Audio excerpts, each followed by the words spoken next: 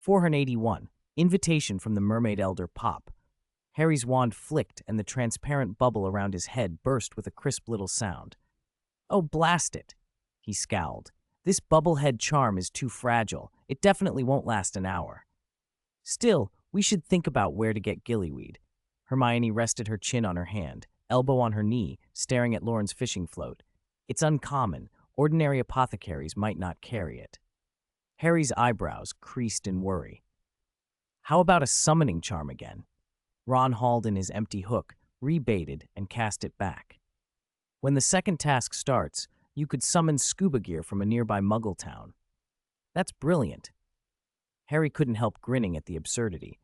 "Yes, if you can learn to use scuba gear in an hour and then convince the judges not to penalize you for breaking the statute of secrecy, then, if everything goes perfectly, you'll pass the second task." Hermione's voice cooled the joke. "I'm only teasing. Seriously, the ideal would be to transfigure yourself into a submarine or something. But even with Animagus class and human transfiguration basics, it isn't enough." In the end, they circled back to two things: practice the bubblehead charm and find gillyweed. Harry stared at the water in the ice hole, sighed, and muttered, "If only we were allowed help in the competition. I could break school rules right in front of Professor Moody, and he might turn me into a shark." Ron chuckled, and as he was distracted, a fish stole his bait again. He rebaited without enthusiasm. "Professor Moody's been teaching for half a year now," he said. "He's a bit mad, but he's competent, isn't he?" Hermione was noncommittal and shared a look with Loren.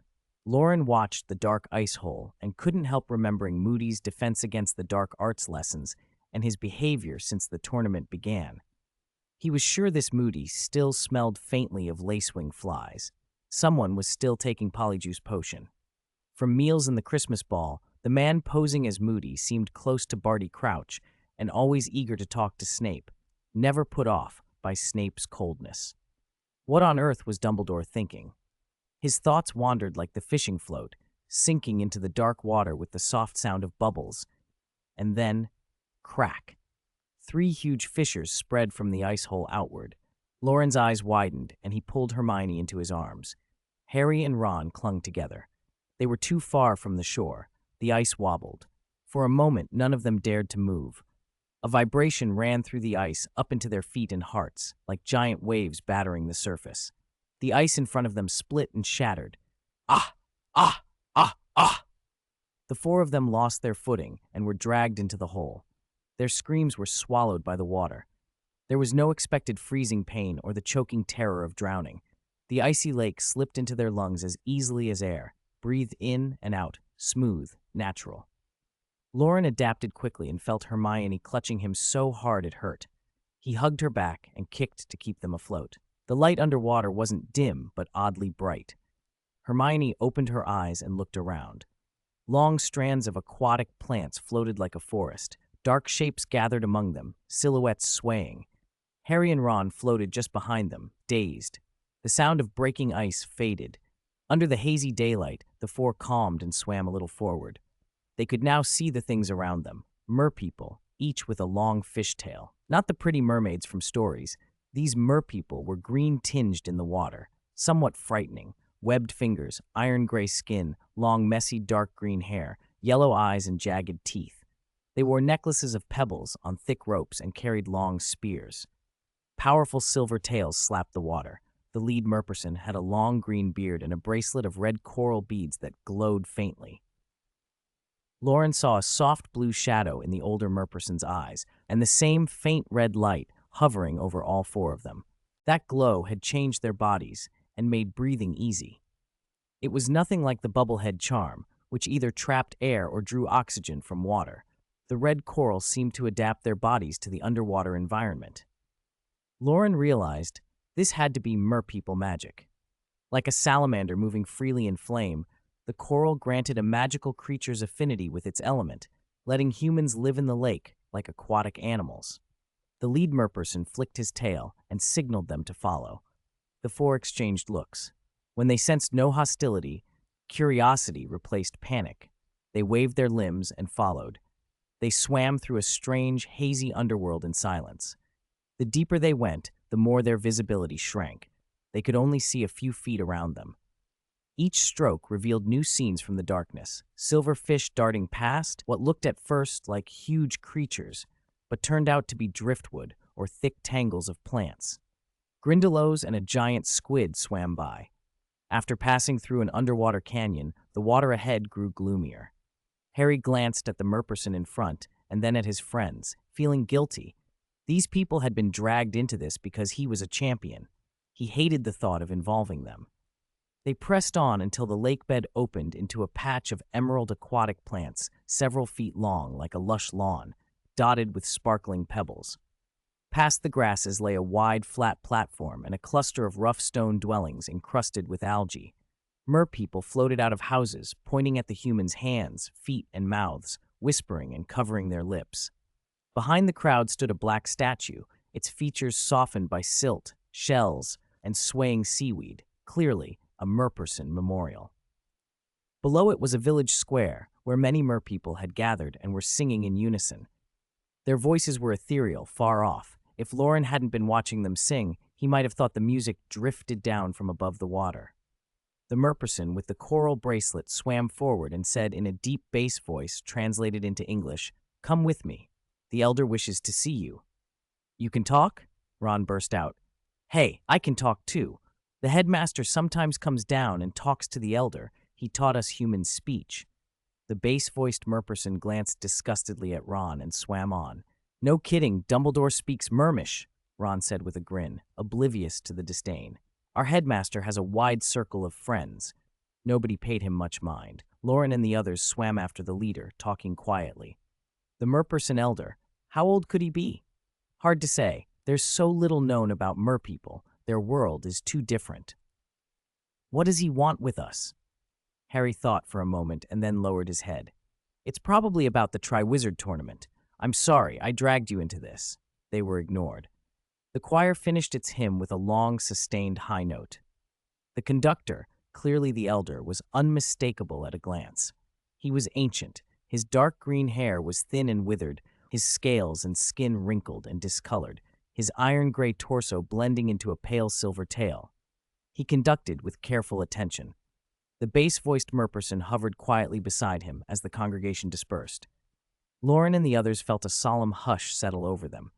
The elder waved his hand and swam toward them, smiling, his eyes shining in the water. In an old but steady voice he said, "I have kept you waiting. Mercus does not give me much time for leisure." "Mercus is our leader," the bass-voiced merperson explained briefly, then fell silent. Harry stepped forward, chest out, feeling it was his duty to speak. "Elder, is there something you need from us? I am about to die, and I wanted someone to talk to." No one expected that. Harry froze. The old merperson smiled and, wiggling his trembling tail, gestured toward the village. "It is awkward to take tea here. Come, I will show you the sights of our people." They climbed to the shoulder of the statue and stood on the slippery silt, looking out over the village, where stone houses formed a whirlpool pattern and gemstones glowed from windows.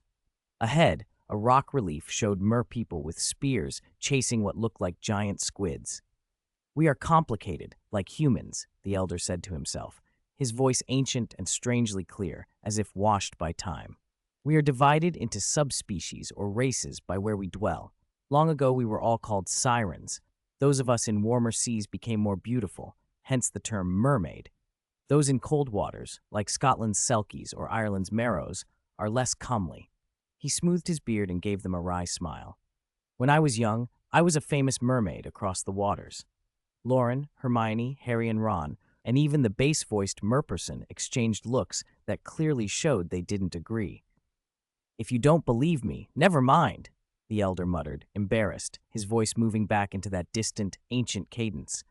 "We live far from land and cannot keep pace with humans, but the sea's bounty let us think we could live and multiply freely." He paused, then began listing with a tired amusement. "Sing songs and poems. Collect beautiful stones if you lack musical talent. Make necklaces, jewelry, weapons, carve sculptures. If you have no artistic skill at all, then tame small creatures, grindylows, hippocampi, lobulugs, fish and hunt as well. Loren listened and, with each breath of that strange, easy underwater air, felt an unexpected sadness in the elder's words, a sadness colder and deeper than the lake itself. The wall clock in the headmaster's office chimed 3 times on the hour. By the second chime, Barty Crouch Sr., head of the Department of International Magical Cooperation, had already finished going through the competition documents laid out on the desk. Albus Dumbledore, wearing his silver-rimmed Nanmu reading glasses, read the last rules slowly. Graves's female classmate, Delacour's sister, Crumb's teammate. Crouch scanned the list of names with interest. What's the connection between this Miss Weasley and our little champion Potter? Are they, courting? Dumbledore blinked. I'm not sure. Miss Weasley was his partner at the Christmas ball. At one point, I was more inclined to make his friend, the other Weasley boy, the champion's treasure. Crouch's interest sharpened. Weasley, a familiar name. Ah, my colleague in the misuse of Muggle artifacts office. He raised an eyebrow. So Potter's very close with the Weasleys. A warm, friendly family. Everyone likes them, Dumbledore said lightly. He dipped his quill in thick ink and signed beneath the names. Igor Karkaroff, Madame Olympe Maxime, Agilbert Fontana, a signature line longer and messier than the 3 above. Thank you for staying up with this old man for 3 hours over these papers, he added apologetically. Leave the rest to me. I'll convey the necessary instructions to the merpeople and see that the Triwizard Tournament proceeds smoothly. Merpeople. Crouch's eyes flashed. A mysterious lot. I know a bit of their language, though I've never had occasion to use it. Deep water makes communication difficult, Dumbledore agreed, smiling. But merpeople have a civilization no less advanced than ours. Their operas, their statues, their jewelry, everything has the rhythm of the ocean in it. You must see it sometime. And their magic? Crouch asked. In the deep they rely on strong tails and tridents, Dumbledore said after a moment's thought. For a moment, Crouch pictured the merpeople leader, Mercus, the strongest and most irritable of them, and noted, a touch surreal, that she was female. He shrugged off the image. Before the second task officially begins, Ludo and I will go down and test it. We'll meet them. They both dismissed the creatures as limited, useful only underwater, not on land. But Crouch's curiosity was unmistakable. Circles of soft light swayed on the surface of the lake below, casting wavering patches into the depths. Following those patterns of light, an anxious mind could ease itself almost without noticing. The bottom of the water seemed endless. The murmur of currents never stopped, like a continuous whisper. What a beautiful world under the water. An old Merperson's voice flowed through the liquid. Decades ago, the elder continued, our human neighbors were torn by a terrible conflict because one wizard foresaw an unimaginable future. Meanwhile, Muggles, without magic, used what they called science to build weapons of destructive power beyond magic's reach, capable of leveling a city in an instant. Ron listened blankly, not understanding. Harry and Hermione, who had grown up in the Muggle world, exchanged thoughtful looks. A wizard had foreseen an ultimate weapon? Dumbledore's words came back to them. The merpeople had their own perspective on history. The elder's voice sank into a mournful timbre. That weapon's destruction was not only an instant of ruin, its poison lingered for years. The toxins washed into the ocean, the old Merperson said. They rotted fish flesh, twisted bones, and made grotesque tumors grow on once delicate fins. Cutting away the affected parts did not heal the contamination. Loren, standing behind the elder, frowned. He already suspected the nature of the toxin. If it were a small amount, the sea might protect us, but...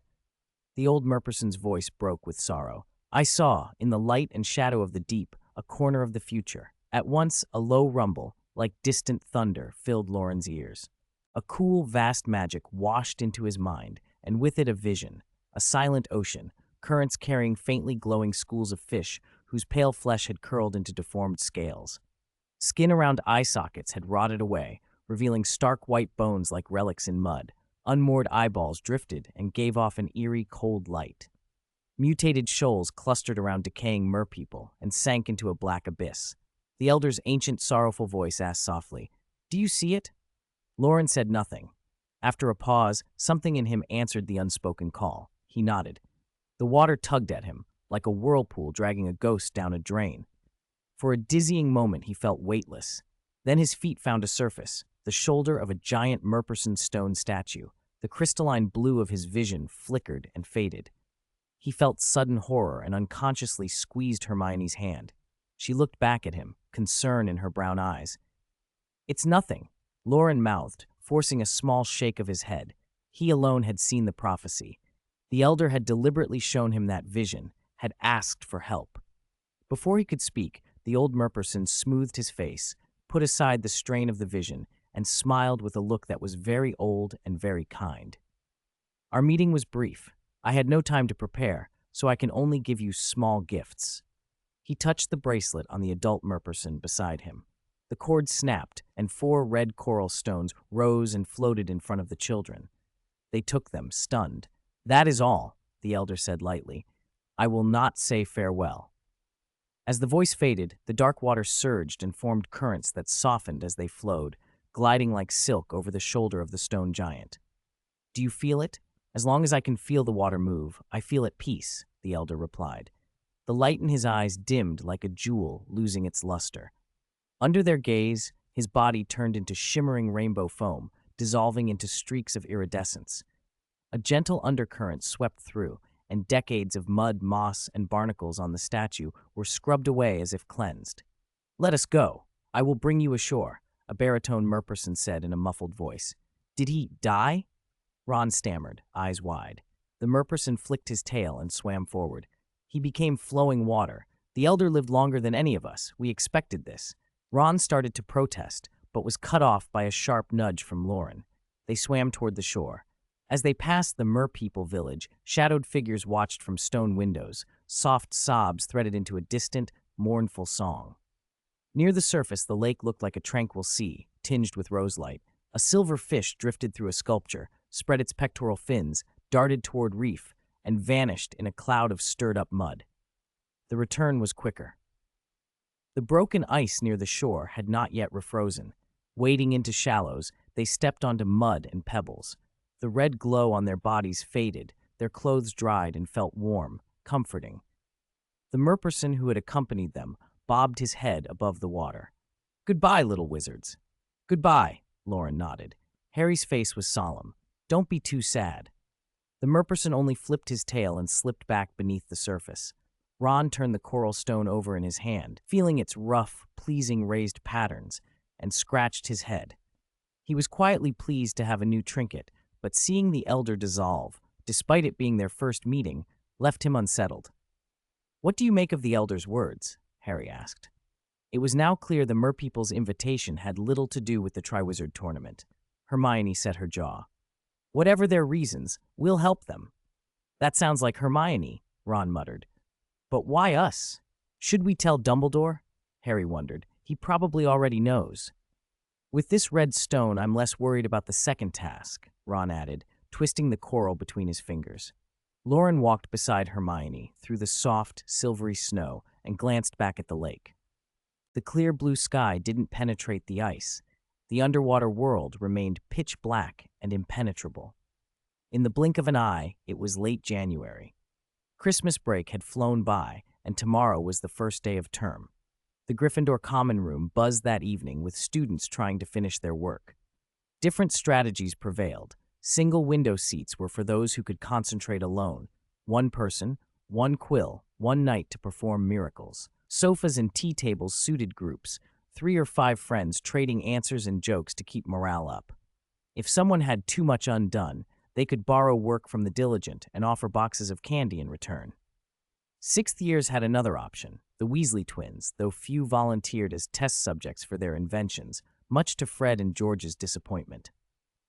At their usual 4-person table, Harry and Ron's quills scratched rapidly across parchment. They worked in a steady, efficient rhythm.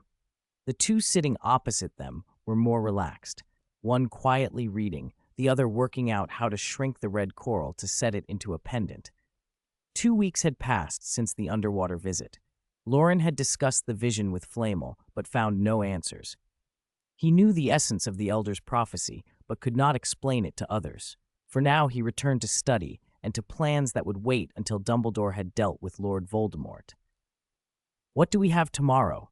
Loren asked, twirling a strand of Hermione's hair around his finger. "Herbology. Care of magical creatures, she said without looking up.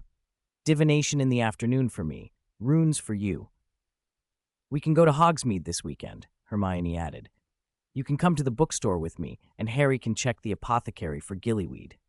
We already have the coral stone, Ron said, puzzled. Better safe than sorry, Harry replied. Sirius said the same. When the 5 champions go into the water together, who knows what might happen? The stone could get lost. Loren hummed noncommittally and kept twirling Hermione's hair. By the way, Hermione, why did you write home the day after Christmas and not let me see the reply? Hermione's cheeks flushed. She glared and yanked her hair away. Why should I have to show you my mother's letter? I am a prophet? I am a prophet? Loren watched the shy flush bloom across Hermione's fair face and fought the urge to pinch her. A smile spread over his own. He didn't need to ask to guess what the letter had said. What did Monica say in the letter? He whispered, leaning closer. He picked up a strand of her hair and twirled it around his finger, and Hermione felt her heart flutter. She forced a neutral expression, bent her head, and tried to read on. The words in the book blurred and then rearranged themselves into something she couldn't follow. Her concentration slipped away.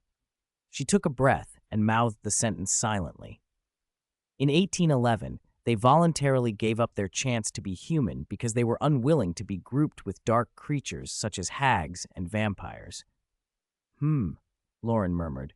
Who had given up the chance to be human to avoid being grouped with dark creatures? Hermione rifled mentally through the passage she'd just read and realized irritably that it said merpeople. She scowled, blaming whoever or whatever had interrupted her reading. Loren, still twirling her hair, glanced toward the window and saw the full moon rising over the distant hills, silver light spilling into the room. Hermione, it's still ages until lights out. Want to go up to the tower and look at the stars? A tiny spark kindled in Hermione's eyes, but she said, gravely, I need to read. Loren made a mock-hurt face. Hermione, I've got a problem with my astronomy homework. Can you help me? What problem? Hermione looked at him solemnly, adopting her best Professor Granger expression. Astronomy isn't just about flipping through books and doing sums. You have to observe. We should go up to the tower and look at the constellations. Right, Professor Granger, Loren said, all earnestness and curiosity. The 2 young astronomers, hand in hand, left the common room, leaving a baffled Harry and Ron behind. Ron watched them go, bewildered. If they're dating, why not just say so? Ron grumbled to Harry. Why make it so complicated? Harry sighed. Love makes people foolish. You sound like Dumbledore, Ron muttered. That's the idea. I'm imitating the headmaster. Ginny had come up behind them while they were talking, and now, soft-voiced, said, Harry, could you help me with my Transfiguration homework? What problem? Show me. Ron reached for her notebook and got his hand slapped so smartly he grimaced. Do your own homework, Ginny warned. Later that night, the Gryffindor common room had grown quiet. After midnight, the candles dimmed and guttered, and the house sank into sleep. The late-returning couple woke the fat lady with their clumsy password and slipped through the portrait hole, trailing the fat lady's complaints. Only a few stubborn candles and the dying embers in the fireplace threw any light at all, and even that was patchy and strange behind oddly shaped candlesticks. Loren and Hermione didn't mind. They moved slowly in the dark, feeling their way along, as if to protect anyone who might be sleeping. They reached the wooden staircase and stopped. Hermione looked up at him, serious. Do you remember Jupiter's position clearly? She wore a pale purple down jacket that made her look small and snug, the faint candlelight catching the soft planes of her face. Loren's heart beat loud in his ears. I remember, Professor Granger, he said. Then, good night? She asked. Hermione's eyes were bright, alive in a way that made Loren feel as if he were looking at something almost magical. He was seized by the urge to reach out. His hand brushed her cheek, and before he could think, he kissed her. Hermione's eyes widened for a fraction of a second. Then she tilted her chin up and closed her eyes politely to return the kiss.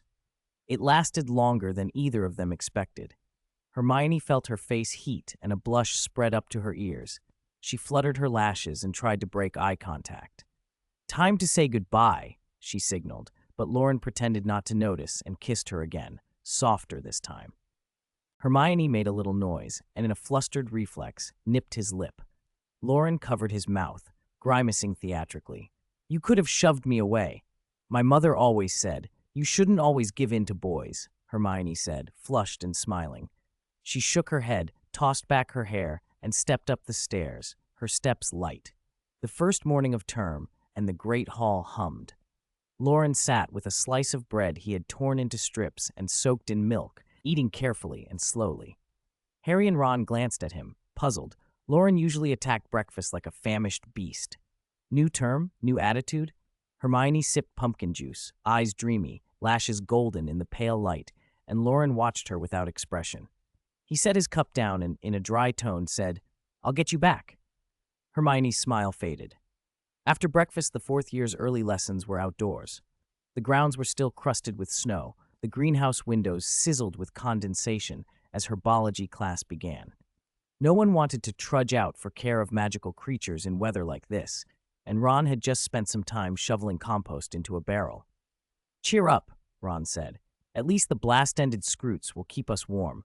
They'll either chase us around or explode and set Hagrid's firewood on fire. Paleness spread through the Gryffindors' faces. Hagrid, mercifully, had something less troublesome planned. After the bell, he led them past the stables and to a large tree at the edge of the Forbidden Forest, where an adult unicorn was tethered. The girls gasped at its beauty. Loren assessed the creature's magic level out of curiosity and couldn't help thinking its power was, surprisingly, less than that of a dragon, more like an acromantula. Still, it was dazzlingly white, the surrounding snow looking gray by comparison. Pure, tranquil magic moved within it, and it stamped the ground with golden hooves. Looks clumsy, Loren muttered. Stand back, boys! Hagrid boomed from a safe distance. Unicorns like a woman's touch. Girls, you go first. Calmly now. The girls smiled triumphantly at the disappointed boys and stepped forward to admire the unicorn. Harry nudged Ron. Heartbreak makes one grow, he said. It doesn't sound like Dumbledore, Ron replied, but he couldn't entirely disagree. That afternoon in divination, the tower room glowed with a smoky, rose-colored light and smelled of incense. Professor Trelawney was handing back last term's homework, pronouncing grandly on the rarity of true seers. And I have long known that Loren Morgan is such a person, she declared, peering over her glasses. Because of his accurate prophecy, I award Gryffindor 10 points. Loren stared down at his parchment and blinked. The handwriting wasn't neat, but it was his own, and easily decipherable. After Christmas, due to novel foods with distinct flavors, my tongue and oral mucous membranes will develop sores. He licked his slightly sore tongue and sighed. So he was a seer, in Trelawney's eyes. He closed his eyes to think it over, and after a moment, decided that it had been a coincidence. After all, Hermione's mouth could hardly be called a novel food. The lesson fizzled out and the class ended.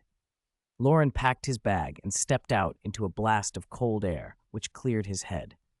That evening at dinner, Hermione attacked the fried chicken with unladylike enthusiasm, knives and fork clinking, humming happily. Loren picked at his plate cautiously. Normally, he'd chew through the bones to get to the marrow, but his tender tongue forced him to avoid anything that might hurt. Today's fried chicken is delicious, Hermione said, laughing. Want to try some? I'll share with you, Seer Morgan. You heard about divination? She added. I asked Parvati all about it. Hermione dangled a piece of fried meat in front of him. Mr. Morgan, would you like to try? The prophecy was so accurate. Sores on the tongue. What sort of sores? I'm dying to know. Contagious sores, Loren said flatly, eyes cold. Hermione drew back and sat up properly. The week slipped by. Most teachers were easing into the new term, and soon the students were looking forward to Hogsmeade weekend. On Saturday, Hermione browsed the bookshop with Loren at her side. There's hardly anything about merpeople, she muttered, leaving Fantastic Beasts of the Ocean and a few miscellany on the counter to be checked out. I hope Harry and the others can find gillyweed. Loren, with a toffee in his mouth, led her hand down the street. His tongue had healed enough that he could finally enjoy a honeyduke's sweet. Hermione noticed syrup still glistening on his lips and felt a brief, guilty flutter. Since Monday, they'd been cautious. A week without anything more than ordinary closeness had left her a little tempted. The memory of the last kiss made her lips tingle, but she worried he might take this as an opportunity to get his own back, whatever that meant. They joined Harry and Ron at the Three Broomsticks. 4 butterbeers waited at the table, 2 already, a third gone. "Why here? There's a free seat by the window," Loren asked. "Shh," Harry hissed. "Look." He pointed at the mirror behind the bar. In its reflection, Ludo Bagman sat with a group of goblins in a dim corner, speaking quickly and in low tones. The goblins sat with arms folded, looking truculent. Bagman didn't look like a man who spent long hours in an office. Suddenly, Bagman glanced towards the crowded bar. His face lit up. He gestured to the goblins and then stood, hurrying toward their table. 484. Suspicious Bagman. Harry! Bagman's baby face broke into a radiant smile. "I was hoping to run into you. How are you? Everything all right?" "Fine, thank you," Harry said stiffly, still ill at ease with Bagman's overbright enthusiasm. "Could I have a word with you alone, Mr. Bagman?" Bagman glanced at the others around them and then back at Harry. "Would you mind, everyone, giving us a bit of privacy?" Ron hesitated. "All right." Hermione's reply was crisply efficient. She shoved 2 butterbeers into Loren's hands and, with a decisive push, steered him towards some other seats. Ron scowled at Bagman, but followed. Loren, 2 full butterbeers clutched awkwardly, and a reluctant driver behind him, let Hermione guide him away. "Aren't you curious what they'll talk about?" he muttered. "I am," Ron admitted. "Then why are you leaving?" Loren asked. "To lower his guard," Ron said. "How sneaky, Driver Granger." "I know you're thinking the same thing, Morgan Trolley." The 3 of them drifted a few tables away, finally taking a seat not far behind Bagman, exchanging glances that said plainly they planned to eavesdrop. Bagman gave Harry an apologetic, helpless smile. "Actually, what I meant was, we could step out together for a while. The result is the same." Harry's gaze flicked over Bagman's shoulder and caught the eyes of the 3 at the other table. His expression changed ever so slightly. He looked away as if nothing had happened. "Your friends are very considerate, especially the red-haired boy." Bagman gave him a knowing wink. "Ron, is it? The Weasleys have so many children, it's hard to keep them all straight." "Yes, Ron Weasley." Harry watched Bagman, trying to work out what he was up to. Bagman continued, fond and overfamiliar. "Friendship in student days is something you remember forever, isn't it? You should know. Treasures like that stay with you." He winked again, and the gesture made Harry uneasy. "Mr. Bagman, is there something you wanted to speak to me about?" Harry asked. "Oh, Harry, I wanted to congratulate you again on your performance with that dragon." Bagman's praise sounded sincere. "It was splendid, clean and precise." "Thank you." Harry frowned. If Bagman merely wanted to congratulate him, there was no reason to ask for privacy. Harry watched Bagman's face, noting the way it kept flicking toward the bar and the mirror above it. In the mirror, Harry saw the goblins, an odd group, their clothes unfamiliar and not local, their slanted black eyes watching this corner of the room. "A right nightmare," Bagman muttered when he noticed Harry looking toward them too. "Their English is dreadful, reminded me of the Quidditch World Cup and those Bulgarians." "At least the Bulgarians gestured," Bagman went on with a short laugh. "These fellows just grumble in their goblin tongue." Harry noticed the goblins watching Bagman with sharp suspicion, as if they regarded him more like a prisoner than a guest. He wondered what they wanted. They. Bagman suddenly grew uneasy. "They're looking for Barty Crouch." "Why here? Why not contact the ministry?" Harry asked. "Oh, Barty's handed most of the ministry work to an intern," Bagman stammered. "He's only thinking about the tournament. You wouldn't believe it. He's actually planning to throw me into." Bagman cut himself off and dropped his voice, glancing anxiously around. "I shouldn't say too much, and you mustn't tell anyone this, understood, Harry?" "Understood what?" Harry said, baffled. "I don't understand anything." "Yes, exactly," Bagman beamed. "Barty's been frantic lately. He's obsessed. He's handing off his proper duties and worrying about this tournament. It'd be a scandal if Rita Skeeter caught wind of it. Imagine the stories." "But Rita Skeeter hasn't shown up in ages," Harry said. Bagman's face tightened now. He leaned in, speaking very low. "Ahem, what I really wanted to ask was, how's your research on that golden egg going?" "Golden egg, Ron, treasure." Harry felt a thread of understanding. It's going all right." "Going all right? You haven't—" "Haven't what?" Harry asked, keeping his tone casual. "Oh, Harry, the other champions have already started preparing. I might give you a hint." Bagman's voice dropped. "Listen, Harry, I feel bad about all this. You were forced into this tournament. Everyone's against you. You didn't volunteer." He leaned so close, Harry had to lean in to hear him properly. "If I can give you a little help, just a tiny, insignificant nudge, I will. I'm rooting for you. Just say the word." "Thank you, but I've pretty much figured out the egg," Harry said. "Really?" Bagman's disappointment was almost audible, but then he brightened quickly. "Yes, the secret is in the water, isn't it?" Since Bagman sat on the judging panel, it made sense he would know the nature of the tasks. The hint seemed to lift a weight off him, and he grinned with boyish pride. "Oh, I knew you'd figure it out. You're clever. I could tell by how you handled the dragon." "All right, I've got a lot to do. It was good to see you and your friends. Good luck, Harry." Bagman's smooth, flushed face made him hurry off toward the door. The goblins got up from their seats and followed him. Hermione shepherded Morgan Trolley and pushed him back to the bar, and as soon as she sat down, she asked, "What did he want?" There had been a quiet part of the conversation she hadn't caught. "He wanted to give me hints about the second task," Harry said, taking a sip of his butterbeer. "In fact, he already did." "He shouldn't do that," Hermione said indignantly. "He's one of the judges." No one paid much attention to her moral outrage, not even Loren, who was lounging.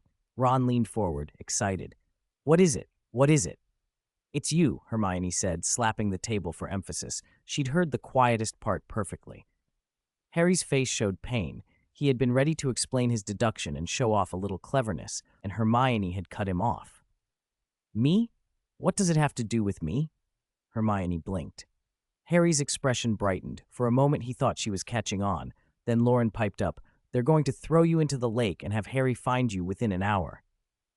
Harry's eyebrows knotted tightly. He looked horrified and flung a desperate glance at Ron, who was grinning. Ask about the reasoning. Ask about the process, Harry thought. "Oh," Ron clapped, suddenly radiant. "So that's why he mentioned me earlier, the friendship line. He was hinting they'd use a friend in the task." Harry's face turned flat and exhausted. He felt a weary, wicked thought, tired enough to want to leave them all in the lake and not pull them out. "What do you think, Ron?" Hermione sipped her butterbeer, steady. "Nothing could be simpler," Ron said proudly. "Don't forget the coral. I'll get my moment to shine. This is good for us, but we need to be careful about unexpected things." Hermione's hand went unconsciously to the corner of her lips where she had a ring of froth. She hesitated, then asked, "Did you get the gillyweed?" "We did. It was expensive."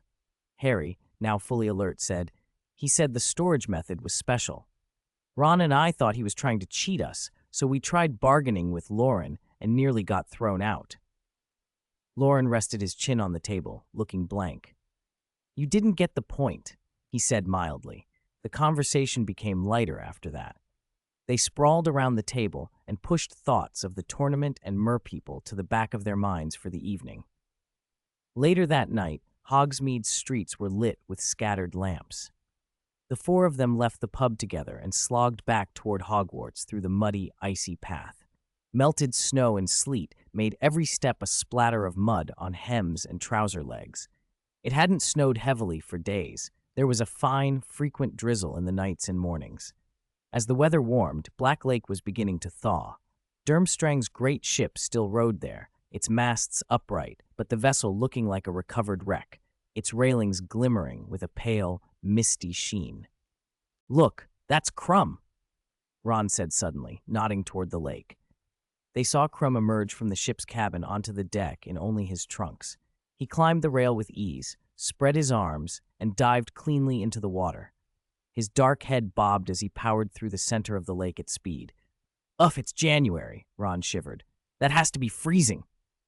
"He's practicing for the second task," Harry said gravely. "I wonder how he's planning to breathe underwater."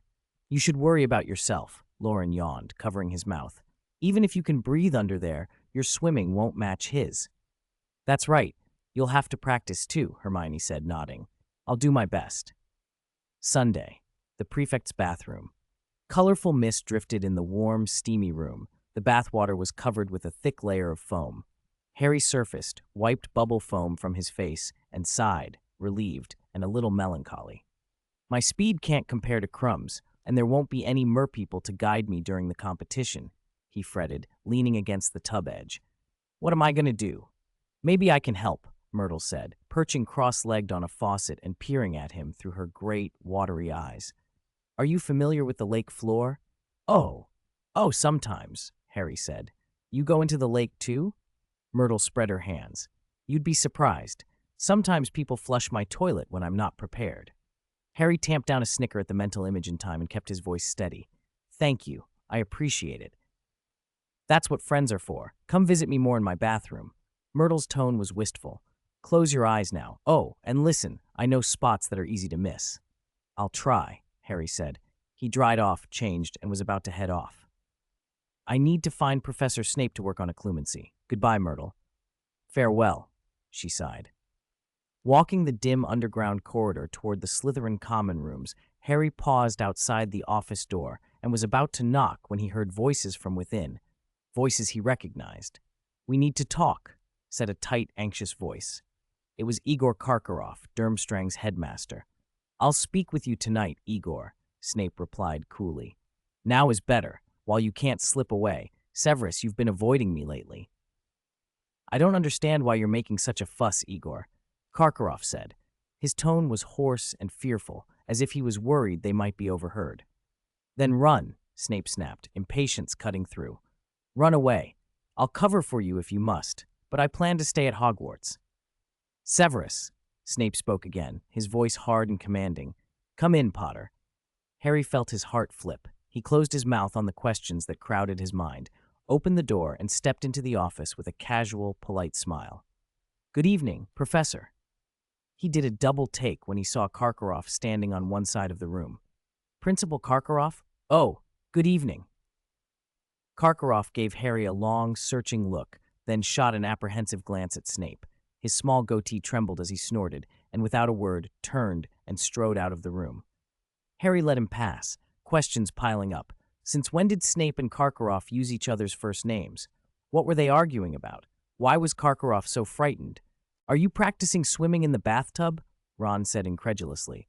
How are you supposed to improve like that? From one sip, can you even tell what kind of soap they use in the prefect's bathroom? Keep your voice down, Harry hissed, flushing. It's not that I don't want to practice in the Black Lake. There's still ice on it. Crumb can, Loren said lightly. Hermione turned and glared at all of them. Pay attention in class. In charms, the four of them had taken a table at the back. Professor Flitwick's high, tinkling voice filled the room. Today we shall practice the spell that is the opposite of the summoning charm, the banishing charm. To prevent things flying about the classroom and causing accidents, I have prepared a pile of soft cushions for each of you, Professor Flitwick said, his proud little mustache twitching. This way, even if your aim is poor, no one will be hurt. The plan sounded foolproof to Loren. Plans, however, have a habit of changing. Not long after practice began, several students started making things fly that weren't part of the lesson, and the classroom quickly dissolved into chaos. Tables and chairs and cushions were everywhere. Professor Flitwick, pinwheeling helplessly in the air, tried to wrest control of the mayhem. Forget about swimming for now, okay? Harry muttered as Flitwick sailed past them and landed with a squeak on a high bookshelf. I need to tell you about Snape and Karkaroff. No one paid much attention. The rest of the class were too busy enjoying the flying and being thrown about. For the next half hour, Harry quietly told them what he'd overheard outside Snape's office. Snape and Karkaroff have a secret they don't want revealed? Ron's eyes lit up and he flicked his wand, sending a cushion airborne. It wobbled and knocked Lavender's hat off. Sounds like they were old friends. Very close, Ron said. Doesn't that explain a lot? I don't know what the secret is, Harry said, careless with his movements, as he nudged a cushion along the table. But Karkaroff seemed terrified. From what I heard, something's happening that has him scared enough to want to run away. Loren raised an eyebrow, and with a few subtle wand movements, steadied several cushions that had slid to the floor and made them hover back into place. Run away? Ron repeated, suddenly wide-eyed. He flicked another cushion up so high it clipped a chandelier. Harry shook his head. I can't think of anything that would scare him into running, except...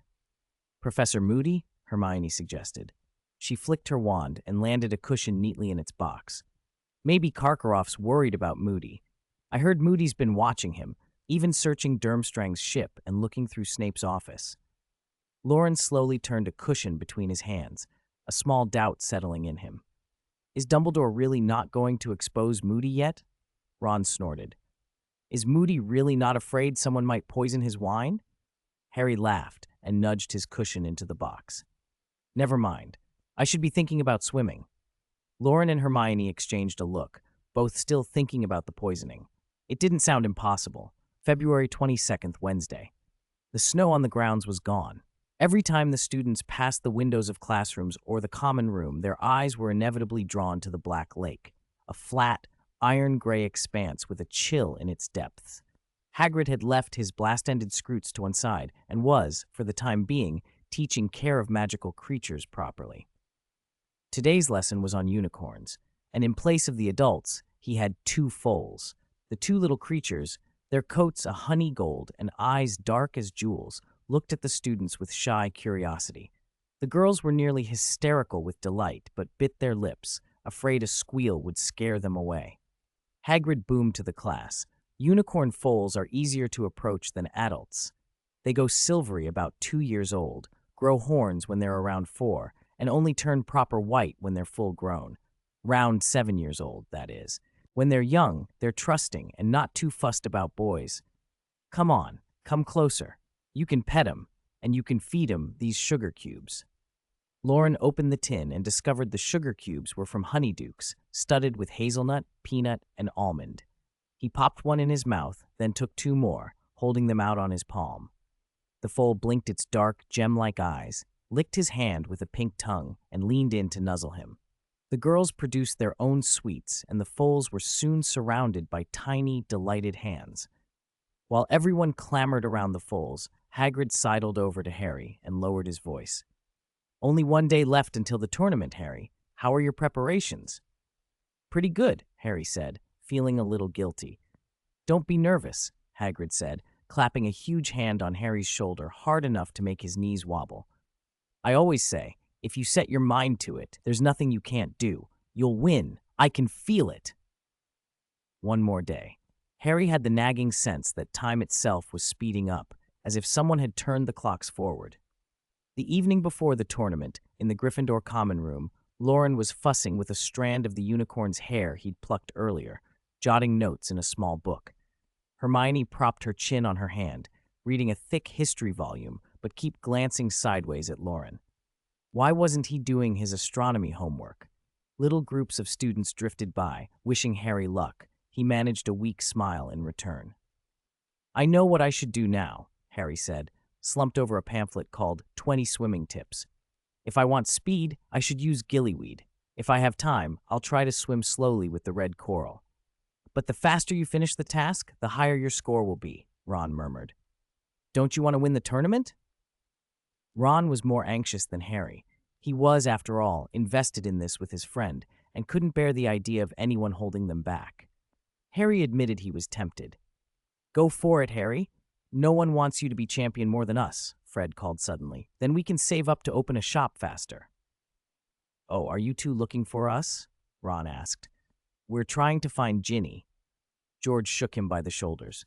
Professor McGonagall called her over. So did Cho Chang, Gabrielle from Beauxbatons, and Beauxbaton's other student. Ginny? Ron went pale. By the shore of the Black Lake, the twins were in fine form, hawking loudly for bets and carrying paper and quills to record every wager. Place your bets. Action speaks louder than words, they cried.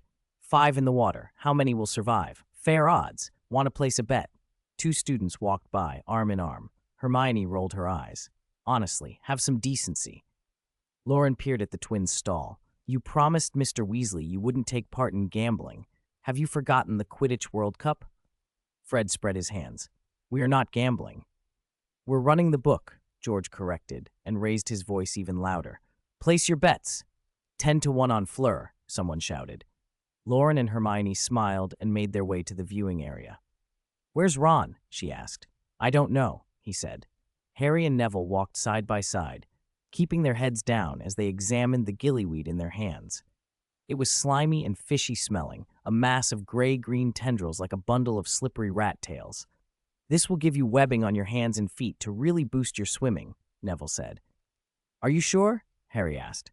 The book says so, Neville replied. It should last an hour. It should? The second task took place underwater. The judges' scores would be based on what the merpeople broadcast from below. The audience on the surface could not see the action. All 5 champions would compete simultaneously, with a 1-hour time limit, so the whole event, including opening and closing, would only take about an hour and a half. The viewing stands were simpler than for the first task, small wooden towers and narrow boats shuttling people across the lake. A cool breeze skimmed the water and sent pale ripples out from the shore. On the judges' platform, Ludo Bagman made himself heard across the lake. Welcome to the second task. Last night, each of the 5 champions had something stolen, something dear to them. The champions were lined up on the shore, spaced 10 feet apart, each wearing a different swimsuit. Harry stood at the far right and couldn't help glancing left. The boys' suits were forgettable. The one who turned everyone's heads was Fleur, in a backless one-piece that left a large expanse of smooth skin bare. Loren and Hermione found a corner seat and, since there was no screen, took out snacks and tossed a few to the fish below. You feed the fish even when you're not fishing? Hermione asked. You wouldn't understand, Loren said, unbothered, flicking a chip into the water. It's to bring good luck. Are Fleur's legs pretty? Loren asked suddenly. They should be. Hermione's voice was dry as she ate a chip. Harry was stunned. Loren chewed leisurely. I don't have anything to compare them to, so I can't say for sure. You should wear a swimsuit sometime, so I can have a reference. You're looking at a strawberry pudding, Hermione snapped and reached to cover his eyes, pressing her fingers tightly so he couldn't peek. That's not fair. There are clearly more male champions. Why should I be stopped from looking? Loren protested. Bagman's voice boomed again. These 5 treasures, one for each champion, are now at the bottom of the Black Lake. To win, each champion must find their treasure and return to the surface. You have 1 hour. A sharp whistle split the air, and the stands erupted in cheering. Hermione released her grip from Loren's eyes, and the champions dove in. It's your fault I missed half of what magic they used, Loren complained. Compensate me. Hermione, still annoyed, said coolly. Cedric and Fleur used the bubblehead charm, though Fleur didn't have it perfected. Crumb used a transformation, half human, half shark. Graves showed no obvious alteration. He seemed to be holding something in his mouth like a leaf. I don't care, Loren said. This tournament was getting dull anyway. You owe me for my viewing experience. Hermione felt another leg settle across hers. Looking down, she saw Loren had casually draped his left leg over hers, sitting back on the bench in a ridiculous posture. This isn't compensation. This is interest. Compensation will be calculated separately, he said. Hermione shifted on tiptoe to get comfortable. Your leg is soft and springy. Can I sit on you properly? Loren offered her a chip. If you don't speak up, I'll take that as a yes, he added. Hermione was silent for a long moment, then murmured, I don't agree, but I will help you with your astronomy homework. Loren made a little tut and looked meaningfully at her, but she turned her head to watch the rippling water and chewed her chip. Crunch, crunch. I don't agree, Loren said in a deep voice. I should be the tutor. I'm excellent at astronomy. Hermione didn't answer, and the lake swallowed the sounds of the champions' plunges as the second task began. 486, the second task. 4 male champions, 1 female champion. Want to put some money on it before the competition ends, Ronnie? On the stands by the Black Lake, the Weasley twins, who had been working their side business all morning, were trying to coax Ron into placing a bet. They knew he still had some pocket money. Fleur's 10-1. Harry's 8-1. Ron's face was cold and unimpressed. He even yawned. Don't think I don't know what you're doing. As soon as I put down a bet, you'll pocket my stake and then threaten to write to Mum and Dad. Oh, little Ronnie's getting clever. George and Fred pretended to be surprised. Ron snorted with triumph, tossed up his chin, and stalked off. Harry had slept late after a night of a restless mind. Dozens of invisible peeves seemed to have been shouting in his head, while the others had arisen early to prepare. It rankled Ron that Harry's prize was Ginny. Only a few days ago they'd been mocking couples, and now his best friend had suddenly fallen for his sister. Ginny deserved to shine in this task. Ron scanned the stands, looking for someone to berate. The tiered, tower-like platforms rose from the water and were split into levels. Loren and Hermione sat in a corner, whispering and staring at the lake, probably watching for movement beneath the surface. Neville occupied the front row. Seamus and Dean sat further back. Colin Creevey and his brother were taking pictures of the dark gray water. Another of Harry's overenthusiastic fans, Ron thought, then decided to bother Loren about Harry later. Because the little witch had numbed his leg earlier, Loren had to sit up straighter than he wanted, holding an empty bag of potato chips and staring at the fish nibbling the fallen crumbs. He poked at the little witch's thigh and complained, "You did this. Couldn't you just tell me to come down properly? You had to use magic, and now my chips are all over the water. You were going to feed them to the fish anyway. Do I have to feed them all?" Loren grumbled, poking again with a straight face. "I'm starving. I'll replace them." Hermione produced a fresh, unopened bag of chips from a pendant and handed it over. "Eat." A helpless look crossed Hermione's face, but she tore the packet open, picked up a chip and fed it to him. Ron, approaching, stopped short when he saw them. Great, another couple. He turned away in disgust. Neville seemed more dependable. Then Hannah Abbott of Hufflepuff arrived and sat very close to Neville, smiling intimately. Ron fell silent. What was so great about dating? Couldn't people focus on school for a change? Just then, Colin Creevey squealed, "Look, someone's coming out! Defindo!" Harry aimed his wand at the Grindylows clinging to his legs. Instead of sparks, a column of scalding-looking water shot from the tip and struck them.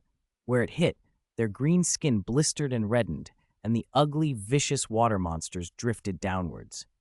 Harry freed his feet from their hold. His feet were no longer normal. His toes had lengthened and were bridged with webbing. The gillyweed had done its work. He'd expected the real challenge to be swimming, but had underestimated the Grindylows' tenacity. Luckily, the gillyweed gave him webbed feet that pushed him forward while he occasionally blasted hot water columns behind him. Whenever a few Grindylows latched on, he kicked them off. When many attacked, he used charms.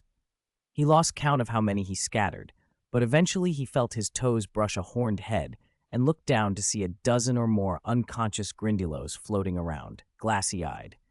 A few vigilant ones waved fists at him from the shelter of waterweed. Harry grinned, flexed his webbed feet, and sped toward the direction Myrtle had shown him. He arrived at the Merpeople village, at the familiar statue plaza, and saw the Bass Merperson again. "Your task is to rescue your friend," the Bass Merperson intoned. He seemed to be the leader, dozens of menacing merpeople with tridents standing behind him, glaring. Harry's eyes swept past them to the tail of the statue, where the 5 champions' hostages were bound. Ginny was tied between Cho Chang and Gabrielle. Nearby were Boot from Ilvermorny and a large Durmstrang girl. All 5 appeared to be in a deep sleep, heads lolling, a steady stream of tiny bubbles escaping their mouths. As Harry assessed the situation, the merpeople around him suddenly chattered and looked up.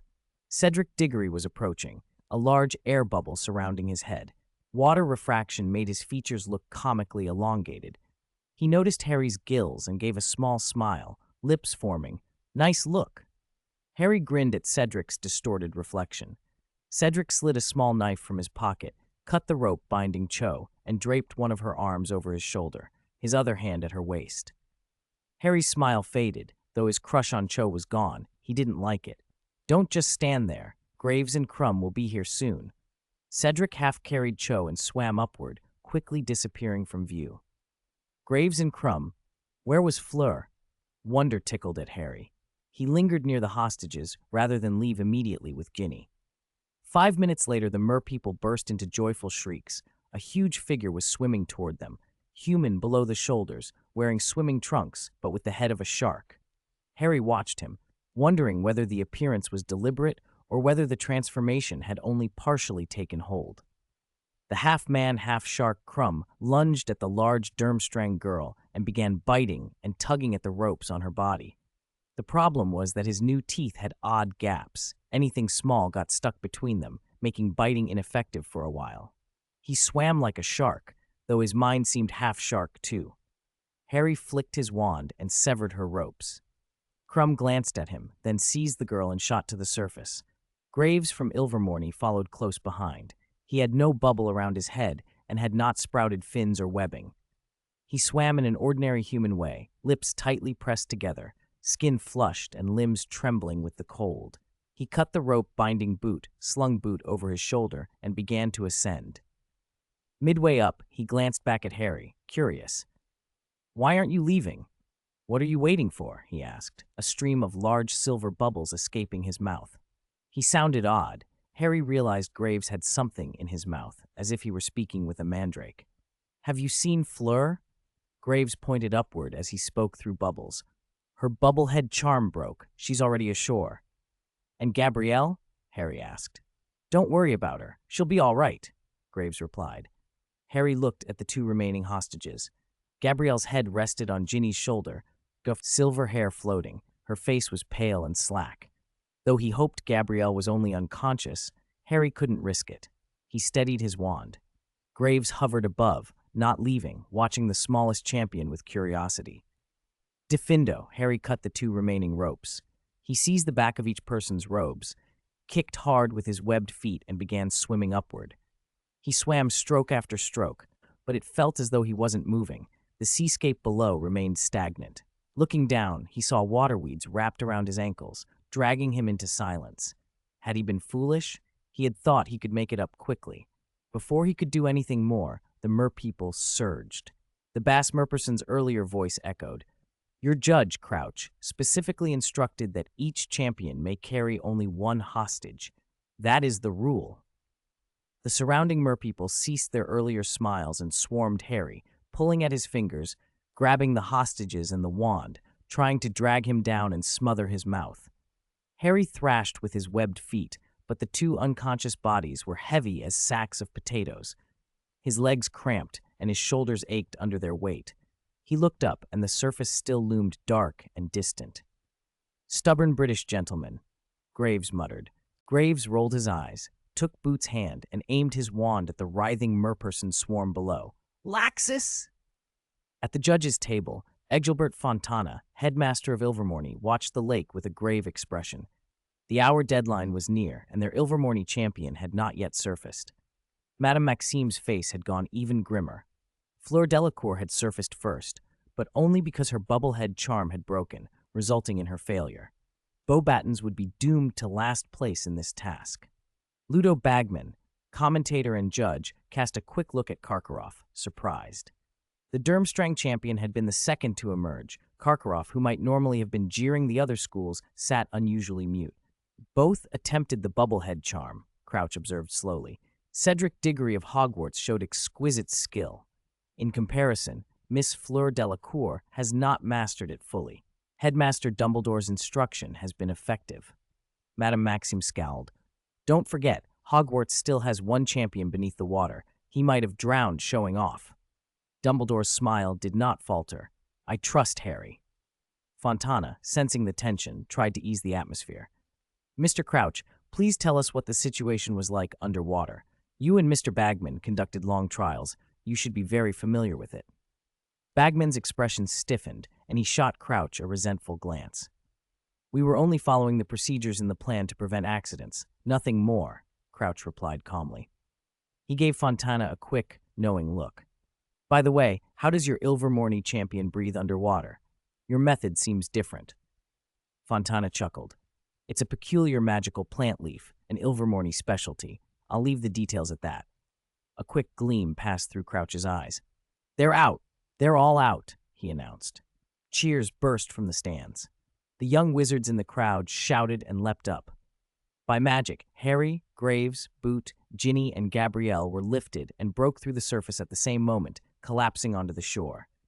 The three rescued hostages blinked open their eyes, frightened and bewildered.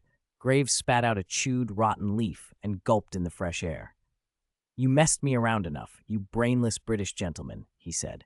"You too, warm-hearted American wizard," Harry retorted, gasping but beaming.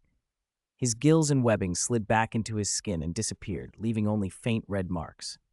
Around them, many pigtailed heads with tangled green hair rose from the water. Merpeople. The Bass Merperson watched Harry with a mild smile. On the shore, Loren waved his empty potato chip bag. Hermione stood nearby. Madame Pomfrey wrapped thick blankets around the rescued champions. Ron dried Ginny's hair with a towel, muttering accusations about Harry wasting time. Ginger hair damp, Ginny let Ron fuss and shook her head free, joyful and staring at Harry without blinking. Suddenly someone dashed forward and planted a shameless kiss on Harry's cheek again and again. Fleur, animated and grateful. "You saved her, even though it wasn't your duty," she cried. "Thank you." Ginny lowered her eyes, fingers clenching at her sides. "Ladies and gentlemen, we have reached a decision. The Merperson Chieftainess has reported everything that happened beneath the lake, and we have decided the champion's scores out of a possible 50 points as follows. First, Fleur Delacour of Beauxbatons. Although she made excellent use of the bubblehead charm, she was attacked by Grindylows while approaching her hostage and failed to rescue them. We award her 25 points. Cedric Diggory of Hogwarts also used the bubblehead charm and was the first to return with his hostage. We award him 47 points. Victor Krum of Durmstrang used Transfiguration, which, though incomplete, was very effective. He was the second to return with his hostage, and we award him 40 points. Finally, the two most remarkable champions, Harry Potter of Hogwarts and Pickley Greaves of Ilvermorny. One consumed gillyweed, and the other held a mysterious leaf in his mouth, both achieving astonishing effects. Although they were the last to return, their times exceeded the regulation hour. The Merperson Chieftainess told us that Mr. Potter was the first to find the hostage, and he failed to return within the time limit because he stayed to ensure every hostage was rescued, not just his own.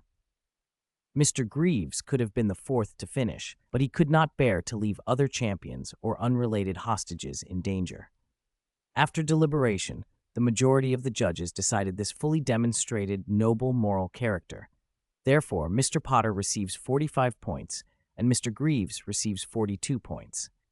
The third and final task will take place on the evening of June 24th. The champions will be informed of the task's specifics 1 month in advance. Thank you all for supporting the champions.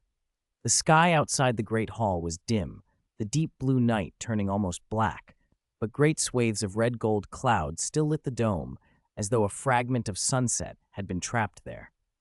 Students clustered around the 5 rescued hostages and the 5 champions, eager for every detail of the underwater ordeal. The long-awaited excitement of the past 3 months had finally become real, even if, for most, the only actual danger they'd faced had been a cold morning beside a gray-black lake. The first task, the dragon duel, had satisfied their need for spectacle, but the champions' tales since leaving the water had drawn crowds wherever they went. Curious students dogged their steps, chattering so incessantly that the noise felt like a weight pressing on Harry's skull. Voices blurred into a sludge that made his head ache. His frontal lobes buzzed, and everything around him became indistinct. Pickley Greaves sat at the Gryffindor table as he had during their first meeting, but now the onlookers were far from shy.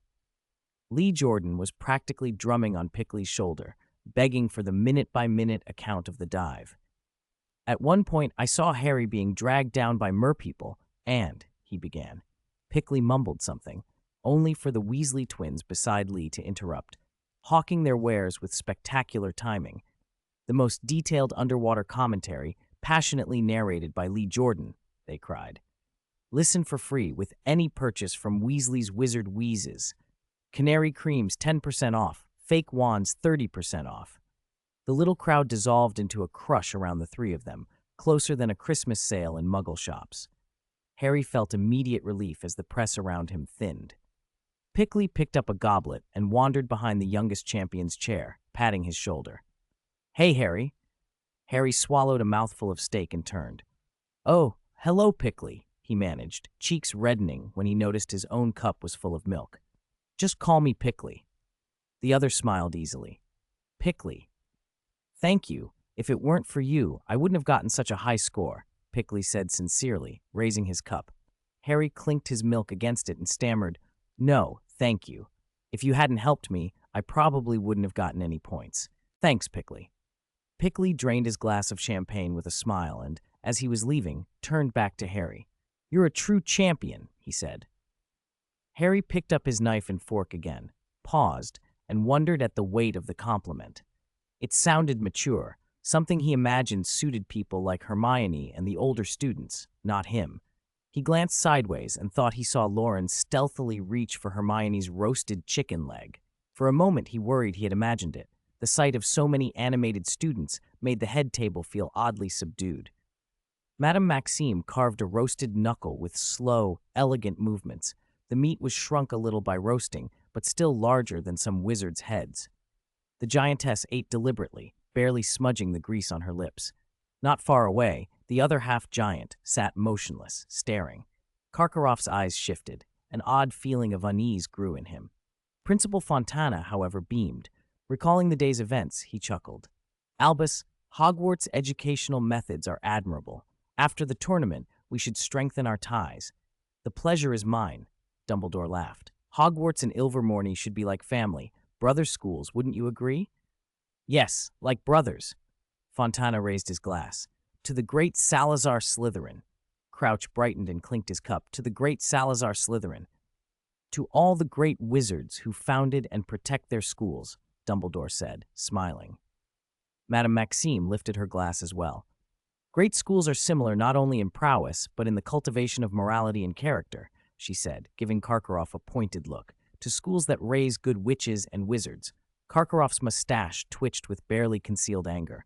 Who did she mean? Did she insinuate Durmstrang bred dark wizards? He glared. The implications stung. His school and its teaching were being judged. He clinked his glass so hard the sound threatened to shatter it.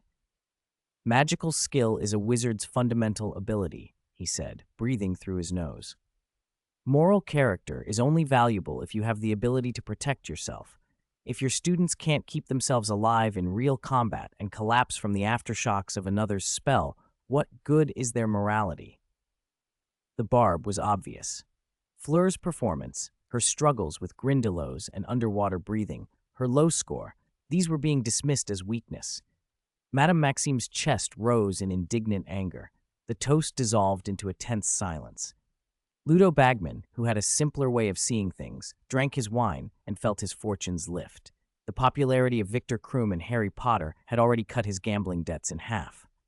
By the time the third task was over, he told himself he would be prosperous. Nearby, a soft hand slapped away a reaching palm. Ow! Loren pulled his hand back and glared at Hermione. Granger, I was only trying to help you get rid of some unhealthy food, and you hit me. Hermione frowned at the chicken leg he'd touched, pursed her lips, and nudged it onto his plate with a spoon. I don't want whatever's been on your fingers, she said coolly. She glanced insolently at his mouth. The look stung. You despise me, Loren accused, sticking out his lower lip. No, Hermione said. You just have a bad touch. You saw it. You saw wrong. My eyes have magic. I can see clearly, he protested. Hermione rolled her eyes and pushed another wing toward him. Fine. Here, consider this compensation. Loren swallowed and muttered, Such a small compensation can't repair my fragile heart, but your contrition is acceptable for now. Hermione watched him eat and couldn't help smiling a little. Her mother had written that restraint kept affection fresh and long-lasting. Perhaps Hermione disagreed. As long as he was beside her, she thought, she would never grow tired of him. Later in the library, Loren was absorbed in a marvelous book. The pages described an underwater library. Deep blue sea swallowed the world, bubbles rising from wooden shelves, the faint murmur of seabed currents against the ears. A merperson with smooth scales drifted through the aisles, its powerful tail sending ripples that overturned thin volumes, their pages rustling like leaves. An old man in a silver robe hovered, helpless and bewildered, clutching a script that had been soaked by seawater. The book said the library had been burned by fiendfire and drenched by the sea. Few remedies were left. In Loren's imagination, a muscular merperson waved a broad hand, and as if by command, the submerged library righted itself. He found himself standing before the old man, puzzled. The merperson chieftain he had seen that day had seemed almost non-magical, but the old merperson in the book had a glow of power nearly as strong as Dumbledore's. Nicholas Flamel looked up from his own volume without breaking his concentration. Humanoid races, merpeople, centaurs, giants, live by their bodies and intelligence rather than by spells, Flamel said. They don't generally pursue magic like wizards do. A few exceptionally talented individuals learn powerful magic from the sea, the stars, and the earth and become elders of their tribes, but traditional training for their people rarely focuses on spell work. Loren pictured every centaur he'd seen, Firenze, Bane, Ronan, and realized none of them had displayed conventional magic. Even against dark forces, they relied on hooves, bows, and arrows. Their kind did astral divination that didn't require spells. Humanoid creatures weren't invested in the same kind of magic wizards practiced. In that sense, magical creatures were truly other. He closed his eyes and tried to feel his body more keenly. Soft white fur sprouted along his skin. A straight horn pushed up from the crown of his head. Before he knew it, he was hovering as his limbs reshaped into hooves. Half a minute later, a snow-white unicorn stood where he had been. Thanks to Hagrid's lessons and some living specimens he'd studied, Loren had a basic understanding of a unicorn's anatomy. He lifted a hoof and felt the instincts. The horn for goring, the hooves for kicking, the last-ditch defense of offering cursed blood to prolong an enemy's life while inflicting agony. He smiled at the thought. In a world where fire leapt from wands and statues petrified, a unicorn's powers were not overwhelming, just peculiar and oddly endearing. Flamel glanced up from his book. "You should have noticed by now," he said gently, "that for you most magical creatures' powers no longer provide much of a challenge. A dragon's fire is no match for your fiend fire, and a basilisk's gaze is only marginally quicker than your binding spell. In New York and Devon, you didn't need to become a basilisk to solve your problems." "A wizard is the strongest magical creature," Loren said, shifting back into his human form and spreading his hands. "You're right, yet a suddenly appearing basilisk still feels more reassuring than a suddenly appearing powerful wizard." 488. Communication Training. As March began, the sky was full of clouds that were never quite white, like a child's careless pencil shading. The rain had slackened, the grass was no longer permanently sodden, and the muddy paths were drying out. But the wind had picked up, and every time they went outside, the cold spring air stung their hands and cheeks. Durmstrang's great ship lay moored on the Black Lake, its slender mast and furled sails rattling in the wind like an old man wheezing. The hull, weathered and shipwreck-worn, rocketed with the waves and looked as if it might fall apart at any moment. Ilvermorny's school bus had a few loose screws on its extended stop sign, making it swing and creak without pause. The post owls at Hogwarts hated this kind of weather most of all. They stayed in their shed all day, nestled in their soft nests. No owl was keen to fly in that wind, and letters sent from farther afield were often delayed because the gusts swept them off course. After herbology on Monday morning, Loren and Hermione took the chance to visit the owlery and send their monthly letter home to Hanch. The spectacled owl grumbled twice, flapped, shook its ruffled feathers, and launched into the sky. "The spectacled owl's grown up, reliable now," Loren remarked. He poked his head out into the wind for a moment, but the cold made his eyes smart, and he retreated quickly behind Hermione, half shoving her into the enclosure as if she were a shield. Hermione's wide-sleeved robes fluttered. The damp, chill breath from the forbidden forest seemed to hit her face, and she pulled her cloak tighter, goosebumps rising on any exposed skin. Some owls grew up, some people remained childish, she thought expressionlessly. It was just as well they were at Hogwarts and not in a muggle street, where a passing car might splash them with puddle mud. Loren would probably shove her forward to block it. He hunched close to her back, half his face pressed against her, breathing in the faint, sweet scent of her hair. Her curls lifted in the wind, a strand tickling her cheek. Monday mornings were full of outdoor lessons. Herbology had just finished, and next came care of magical creatures. As they walked past the greenhouses toward the forbidden forest, the rustling of treetops reached them first. Up ahead, Hagrid was energetically forking soil in front of his hut, clearing a patch for vegetables. Several students who had arrived earlier clustered around a large cardboard box, talking excitedly. "The blast-ended Scroot won't be sent back to the factory, will it?" someone asked. Loren and Hermione pushed forward to see.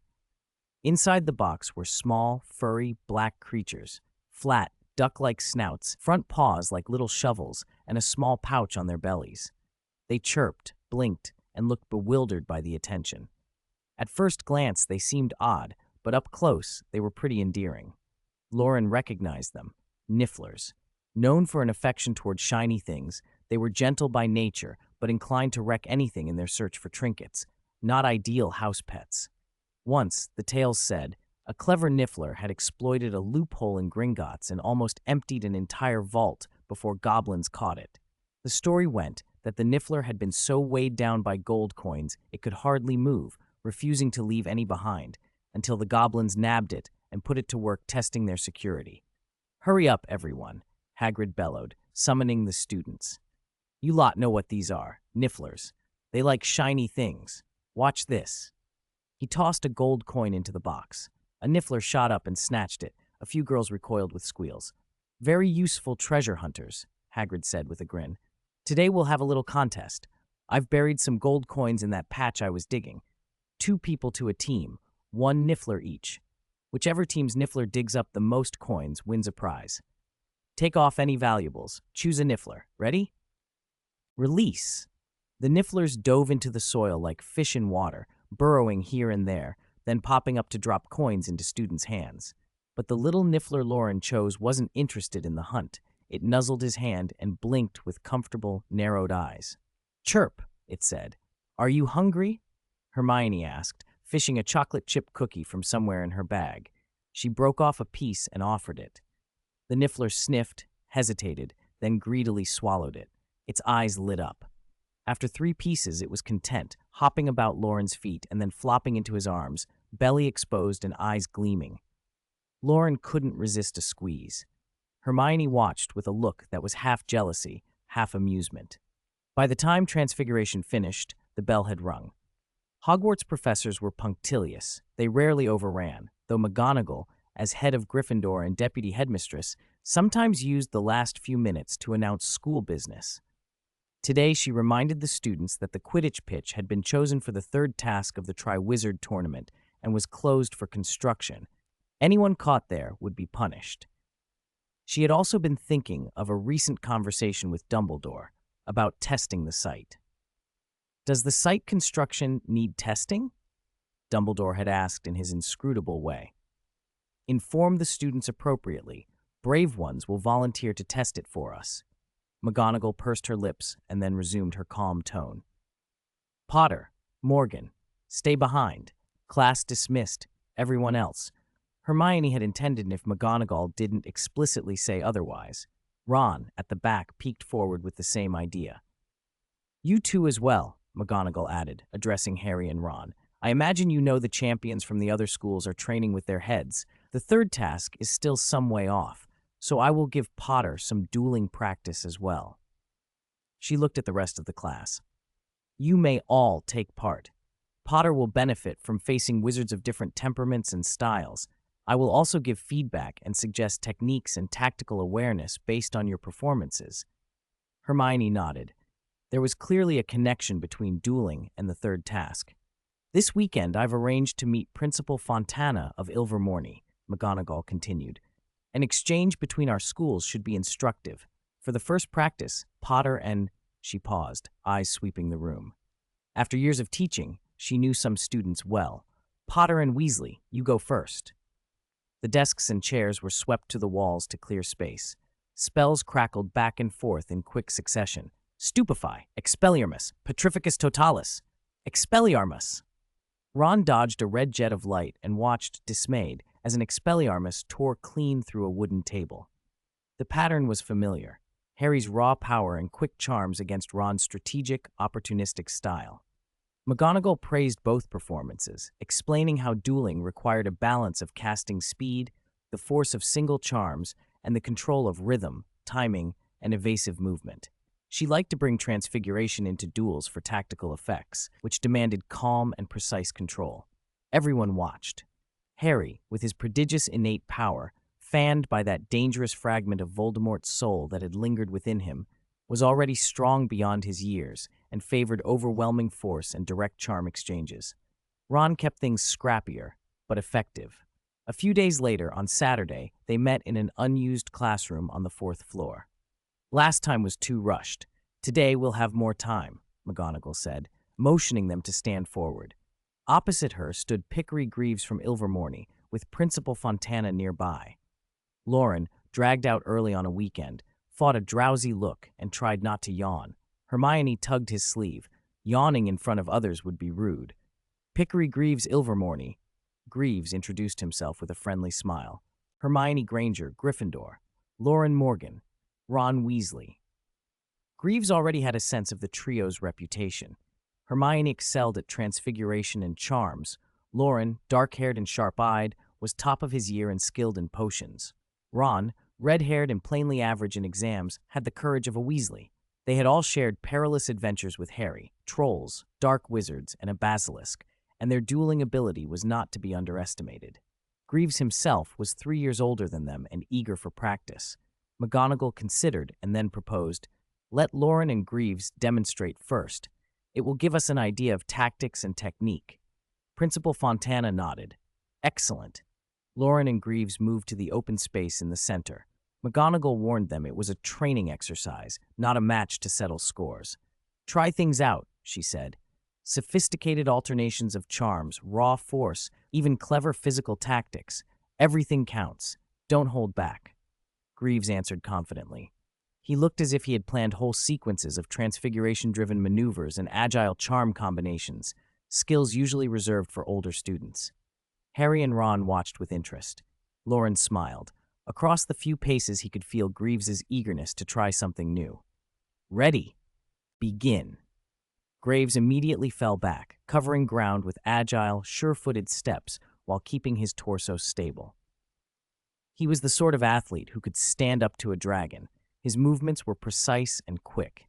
For this practice, he wanted distance, enough room to demonstrate to his younger friend, 3 years his junior, the true art of dueling, a string of charms and transfigurations delivered with perfect timing. But when he took his position, he found the opponent had also retreated, widening the gap until nearly 30 feet separated them. Graves's eyes narrowed.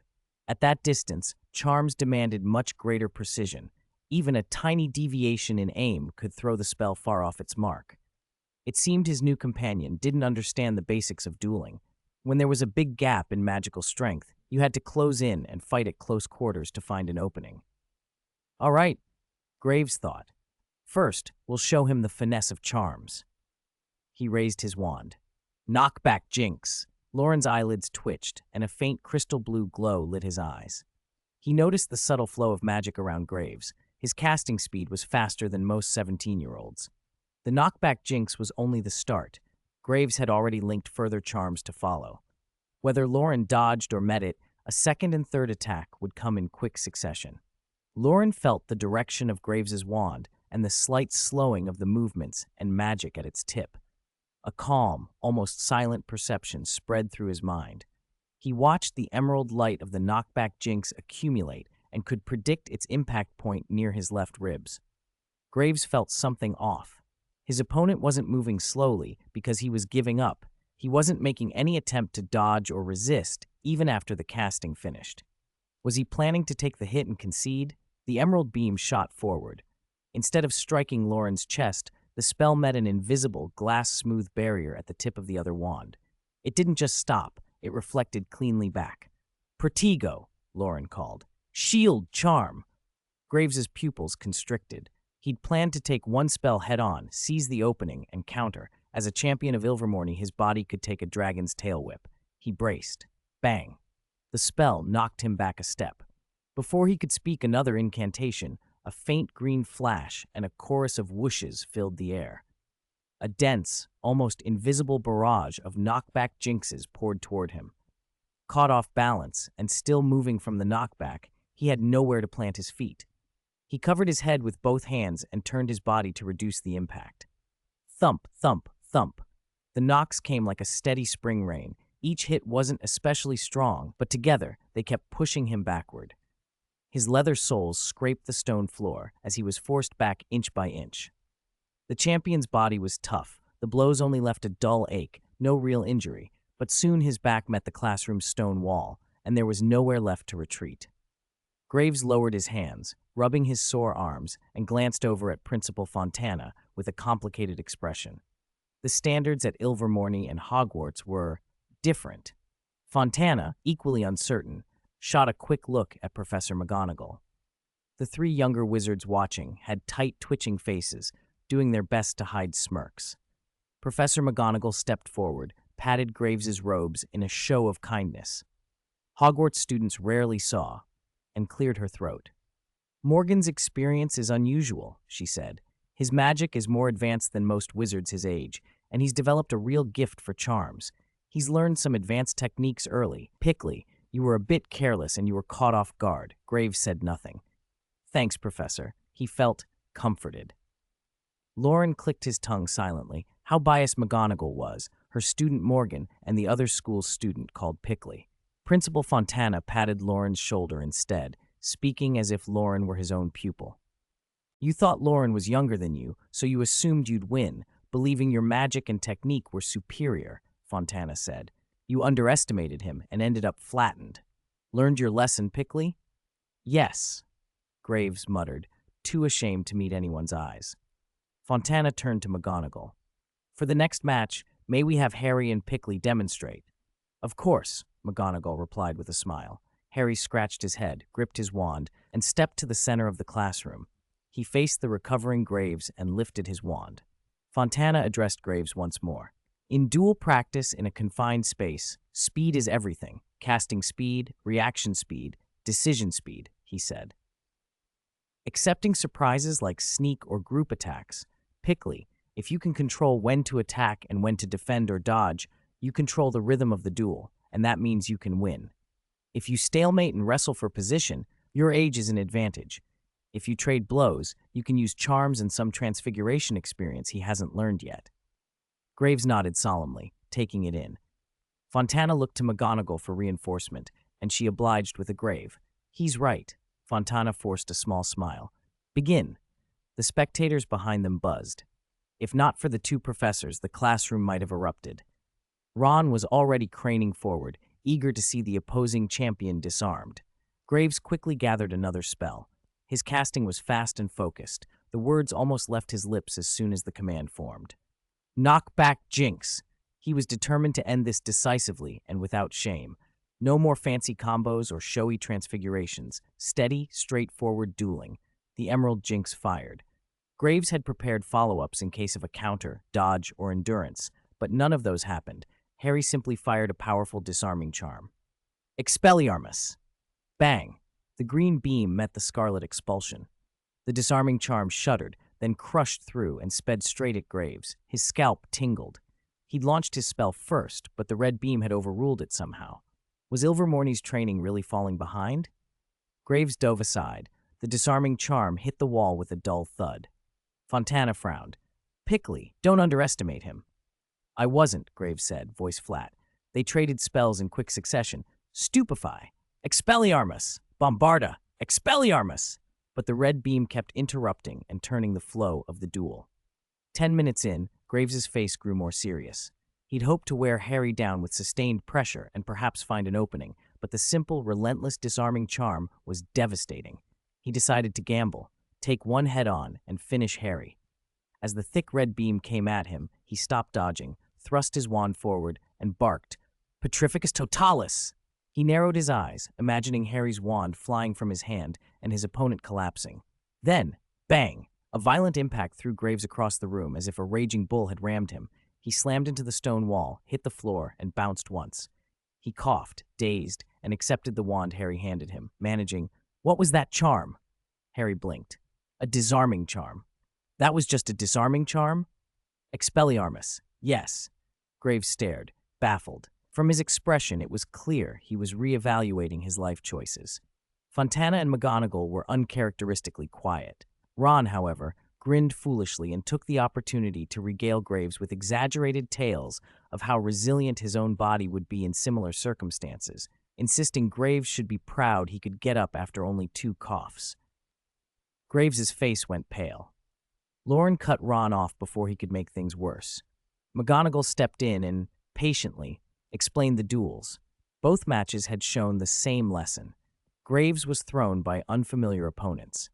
Loren and Harry weren't typical schoolboys. With more practice, Pickley would adjust. Whether he believed it or not, Graves looked much better by the time class ended. They left the deserted classroom into a darkening sky.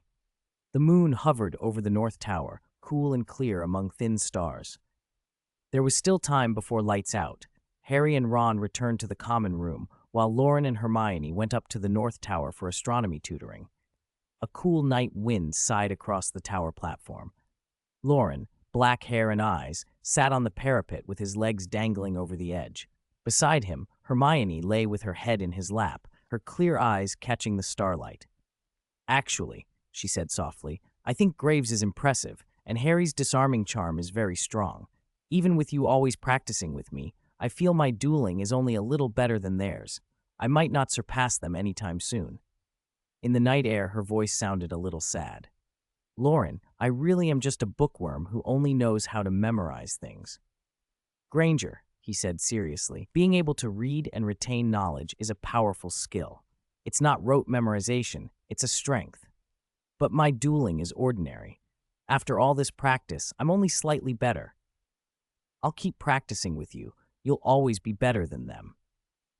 Hermione looked up at his jawline. The stars in her eyes shimmered, and a joyful smile tugged at her lips. "Morgan is really reliable," she murmured. She turned her head and tucked her face into his stomach, wrapping her arms around his waist. She breathed in the scent of laundry detergent from his robes and felt the heat of his body against her forehead. Loren felt the light weight and didn't move. A soft voice blended into the night. "Do you think Graves will be able to sleep tonight?" "It'd be better if he couldn't." "I'm worried he'll dream about disarming charms." Hermione chuckled, then checked herself. Teasing someone behind their back felt a little mean. She squeezed him tighter, lips pressed together in a fond, reluctant smile. For a long while, they sat in silence. The wind cleared the clouds and the stars grew brighter. In that quiet, under the full moon, it felt like simply being there together was the happiest thing possible. Thursday afternoon. Defense against the dark arts. Loren sat at his desk, idly straightening his textbooks and notes. The bell had already rung, but many students lingered in the classroom. Hermione was standing by the podium, peppering Professor Moody with questions. Most of the others wore pained expressions, planning to wait until their bruises and aches eased before leaving. The unforgivable curses unit was over, but the lessons that followed had been no less brutal. Moody had just put them through a merciless test of defensive spells. Many had left the classroom sore and bandaged. Harry was still grimacing, rubbing his ears after a particularly sharp hex. "Constant vigilance. Never let your guard down," Moody barked, erratic and gruff, before shuffling out. "Oh." The students sighed in unison and filtered toward the door. In the corridor, they stopped short. Two students in Ilvermorny robes stood near the doorway, their Gordian knot emblems shining on their chests.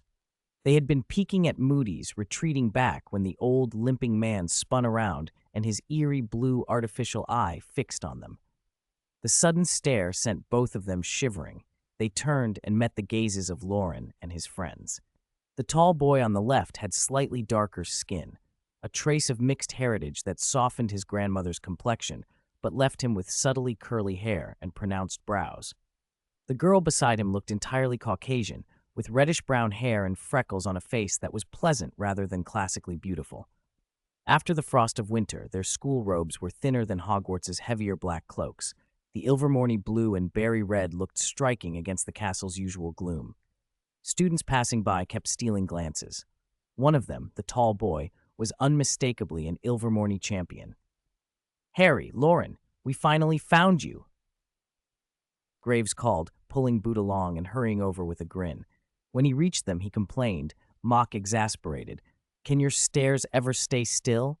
It took us half an hour to get here from 3 floors down." "Don't listen to him," Nancy Boot said with a smile. "When Pickley writes home, he always boasts about Hogwarts stairs. You should hear the tone. He's so proud." She held out a hand. "Nancy Boot, Ilvermorny Thunderbird, nice to meet you all." Harry took her hand quickly. "Harry Potter, nice to meet you." Ron followed, then Loren and Hermione gave their names. Loren glanced at Graves. "Is there a reason you sought us out?" Professor McGonagall and Principal Fontana had arranged the exchange for Saturday. The fact that these two had come specifically to them and even waited by the classroom door suggested there was something more. Graves glanced around, leaned in, and whispered, "We're going to scout the Quidditch pitch. We came to invite you. Want to come?" At once the purpose became clear.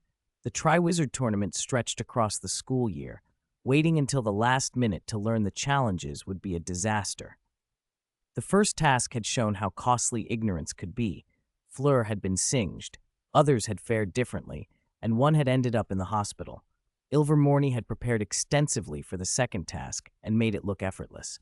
Playing fair, it seemed, wasn't an option. Only by getting information beforehand could anyone hope to compete safely. Harry and his friends were locals who knew the grounds. They were obvious allies for scouting. Even if they were caught scouting the Quidditch pitch, Harry and Ron blurted, then exchanged quick looks with Hermione. They all wanted in. The previous tasks had required clandestine prep. Rules were a facade if you wanted to survive. Two Ilvermorny students willing to help made the risk even more attractive. The blame could be shifted, and penalties might not apply to outsiders. Harry met Loren's eyes, nodded, and said in a low voice, "Let's go together." The six of them agreed and headed out the castle gate.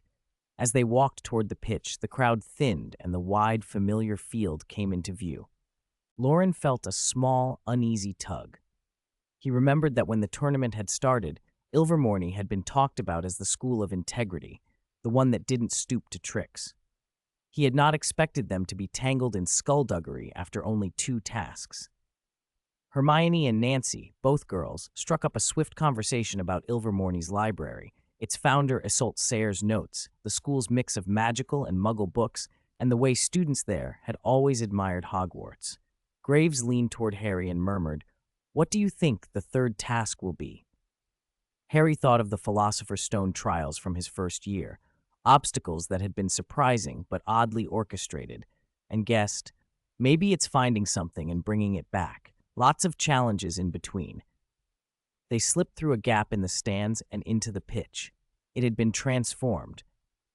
The turf was no longer a simple oval. Low hedges had been planted everywhere, winding into an intricate maze that converged on a circular clearing with a stone platform in the center. "It's a hedge maze," Hermione whispered. Graves frowned. "Just a maze? Is the third task really about wisdom?" "Don't be naive," Loren said, narrowing his eyes as he took in the layout and began storing its shape in his mind. "There'll be creatures, magical plants, charms on the paths, traps. It's the sort of thing you have to be prepared for." "Exactly right," a loud voice called from behind them. Ludo Bagman, along with Professor Moody, strode up. Bagman's face lit when he saw Harry. He glanced at Graves and twitched, but soon his smile returned. He winked at the group. "Mr. Morgan is right. We'll have plenty of obstacles." "You're not mad at us?" Boot asked, puzzled. Bagman laughed and shook his head. "Don't worry. The maze isn't finished yet, so even if a curious champion takes a peek now, that won't count as cheating." He clapped an arm around Harry's shoulder and another around Graves's. "We're letting the champions see the place before the third task officially starts. Just a little preview."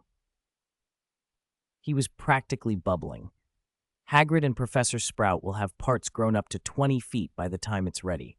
Hagrid's bringing creatures, Sprout's supplying the plants, and Flitwick's charms will make it more spectacular than you can imagine. Seeing Harry's expression stiffen, Bagman hurried to reassure him. "Don't worry. After the tournament, your Quidditch pitch will be put back to normal. Also, the champions with the highest combined scores from the first 2 tasks will go first. So that'll be you and Cedric, more or less. Oh, and a friendly tip. Don't sneak around to look at the maze at night. There'll be a lot of work going on then. My on-duty night's Thursday." Bagman's tone was casual, but his words suggested something else. That Thursday might be a particularly good time to be there. Graves forced a smile. He felt the situation was oddly staged, like they were being shown where to look rather than being warded off. Moody, abrasive and looming, jerked his head and barked at the trailing students. "Time to go. How much longer do you want to stand there?" He licked his lip, unscrewed a flask, and took a long draw. "Consider yourselves lucky you ran into us," he growled. "Crouch was supposed to be on duty today. You know what Barty would do? He'd make you forget you ever set foot on the pitch. or he'd lock you up at Hogwarts until the tournament's over. Loren noticed something off in Moody's face. Ron and the others dropped their heads, pretending guilt. Boot followed suit. Hermione perked up at the name. "Is Mr. Crouch very busy?" she asked. Bagman, who had been chatting, took the hook and answered readily. "Yes, Barty's been swamped lately. He's even lost weight. If they gave out an award for the ministry's most hard-working official, Barty Crouch would win it hands down. He never took a day off, never missed a banquet, never turned away an important visitor. If it hadn't been for what happened to him, he'd have been a shoo-in for Minister for Magic instead of Fudge." He paused, a little embarrassed at his slip, and added, "Not that I mean anything against Fudge, just that Barty's record was something else." Moody's scarred face seemed to ripple when he spoke, and a bitter smile curled his lip. He was relentless. He pushed for draconian measures against you-know-whose followers, made Aurors more powerful, gave them harsher rights, even the right to hand over suspects to Dementors without a trial. He spat the words with contempt. Violence to fight violence, using unforgivable curses on suspects. Cold, ruthless. Ha! Bagman's voice grew dark with memory. Those were terrifying times. You never knew who'd betray you, your neighbor, a classmate, a friend. Every week the prophet printed another horror story. More dead, more missing. Everywhere was fear and chaos. Moody's voice dropped low. He won a lot of supporters. Once you know who disappeared, many thought Barty was the obvious choice for minister. He gave a harsh chuckle. Then the blow fell. He found his son was a Death Eater, Barty Crouch Jr., an ugly case. The boy was vicious, took part in atrocities, even tortured the Longbottoms. "Did Crouch defend his son?" Hermione asked softly. Moody laughed, but it was a twisted, bitter sound. "Defend him? Miss Granger, you don't understand. Barty's life was a ladder to the top job. Anything that could stain his reputation got thrown away. His love as a father showed in one thing. He prosecuted his own boy in public to prove he hated him, and then he sent him to Azkaban." The breeze chilled the evening as the group fell quiet. Bagman added in a half-whisper, "The sun didn't last long in Azkaban. A 19-year-old fresh from school, how long can you withstand the Dementors?" Silence stretched out again. Loren's gaze flicked to Moody and lingered.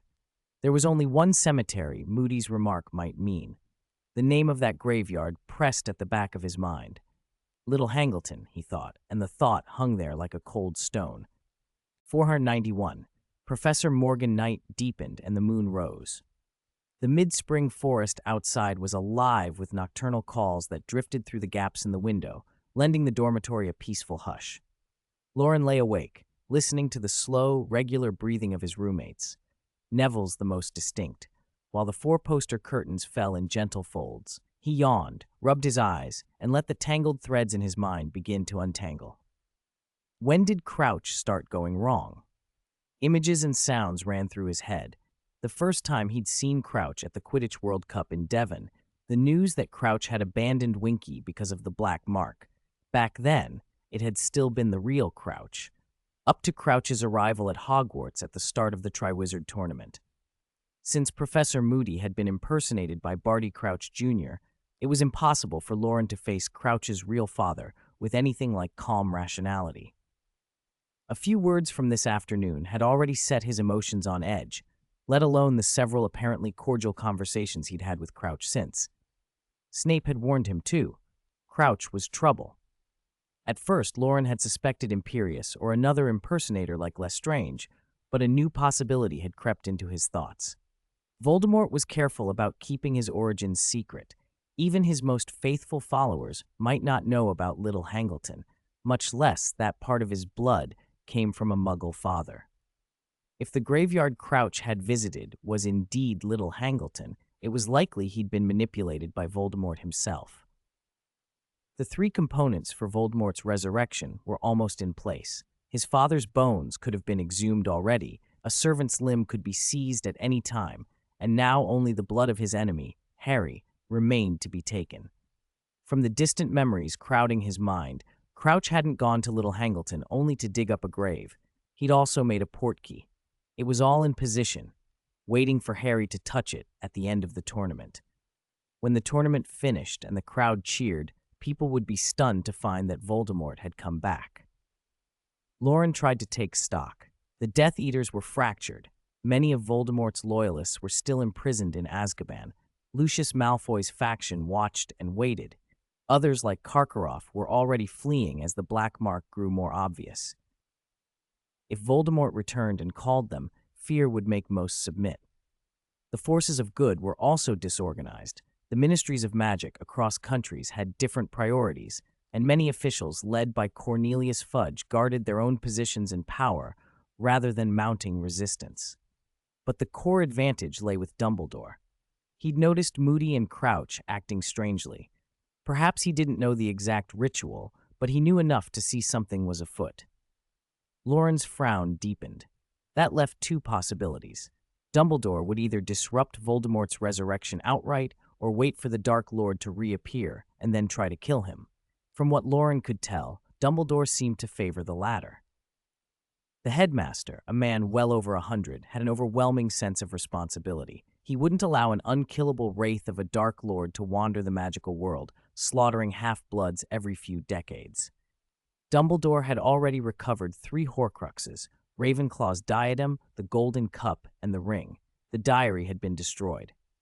What remained now, as Loren understood it, were the locket from Grimmauld Place, Harry's scar, and the living Horcrux that had taken Nagini's place. The Second Wizarding War is inevitable, Loren murmured to himself, letting the worry settle. He glanced at the curtains, then at his bedside book, and made a decision. The most urgent thing was to improve his strength. His right hand slipped under his pillow. His fingers found the wand icon pressed into the book. Silver light caught in Loren's eyes as his consciousness sank into the fantastic book. Inside the book, the dueling classroom. "Are you sure?" Nicholas Flamel frowned. "You really want me to simulate Dean's appearance so you can practice dueling with him?" Loren nodded. "Since I dreamed of a comet hitting Jupiter last summer, my magic has grown hugely. It's beyond the level of an ordinary adult wizard.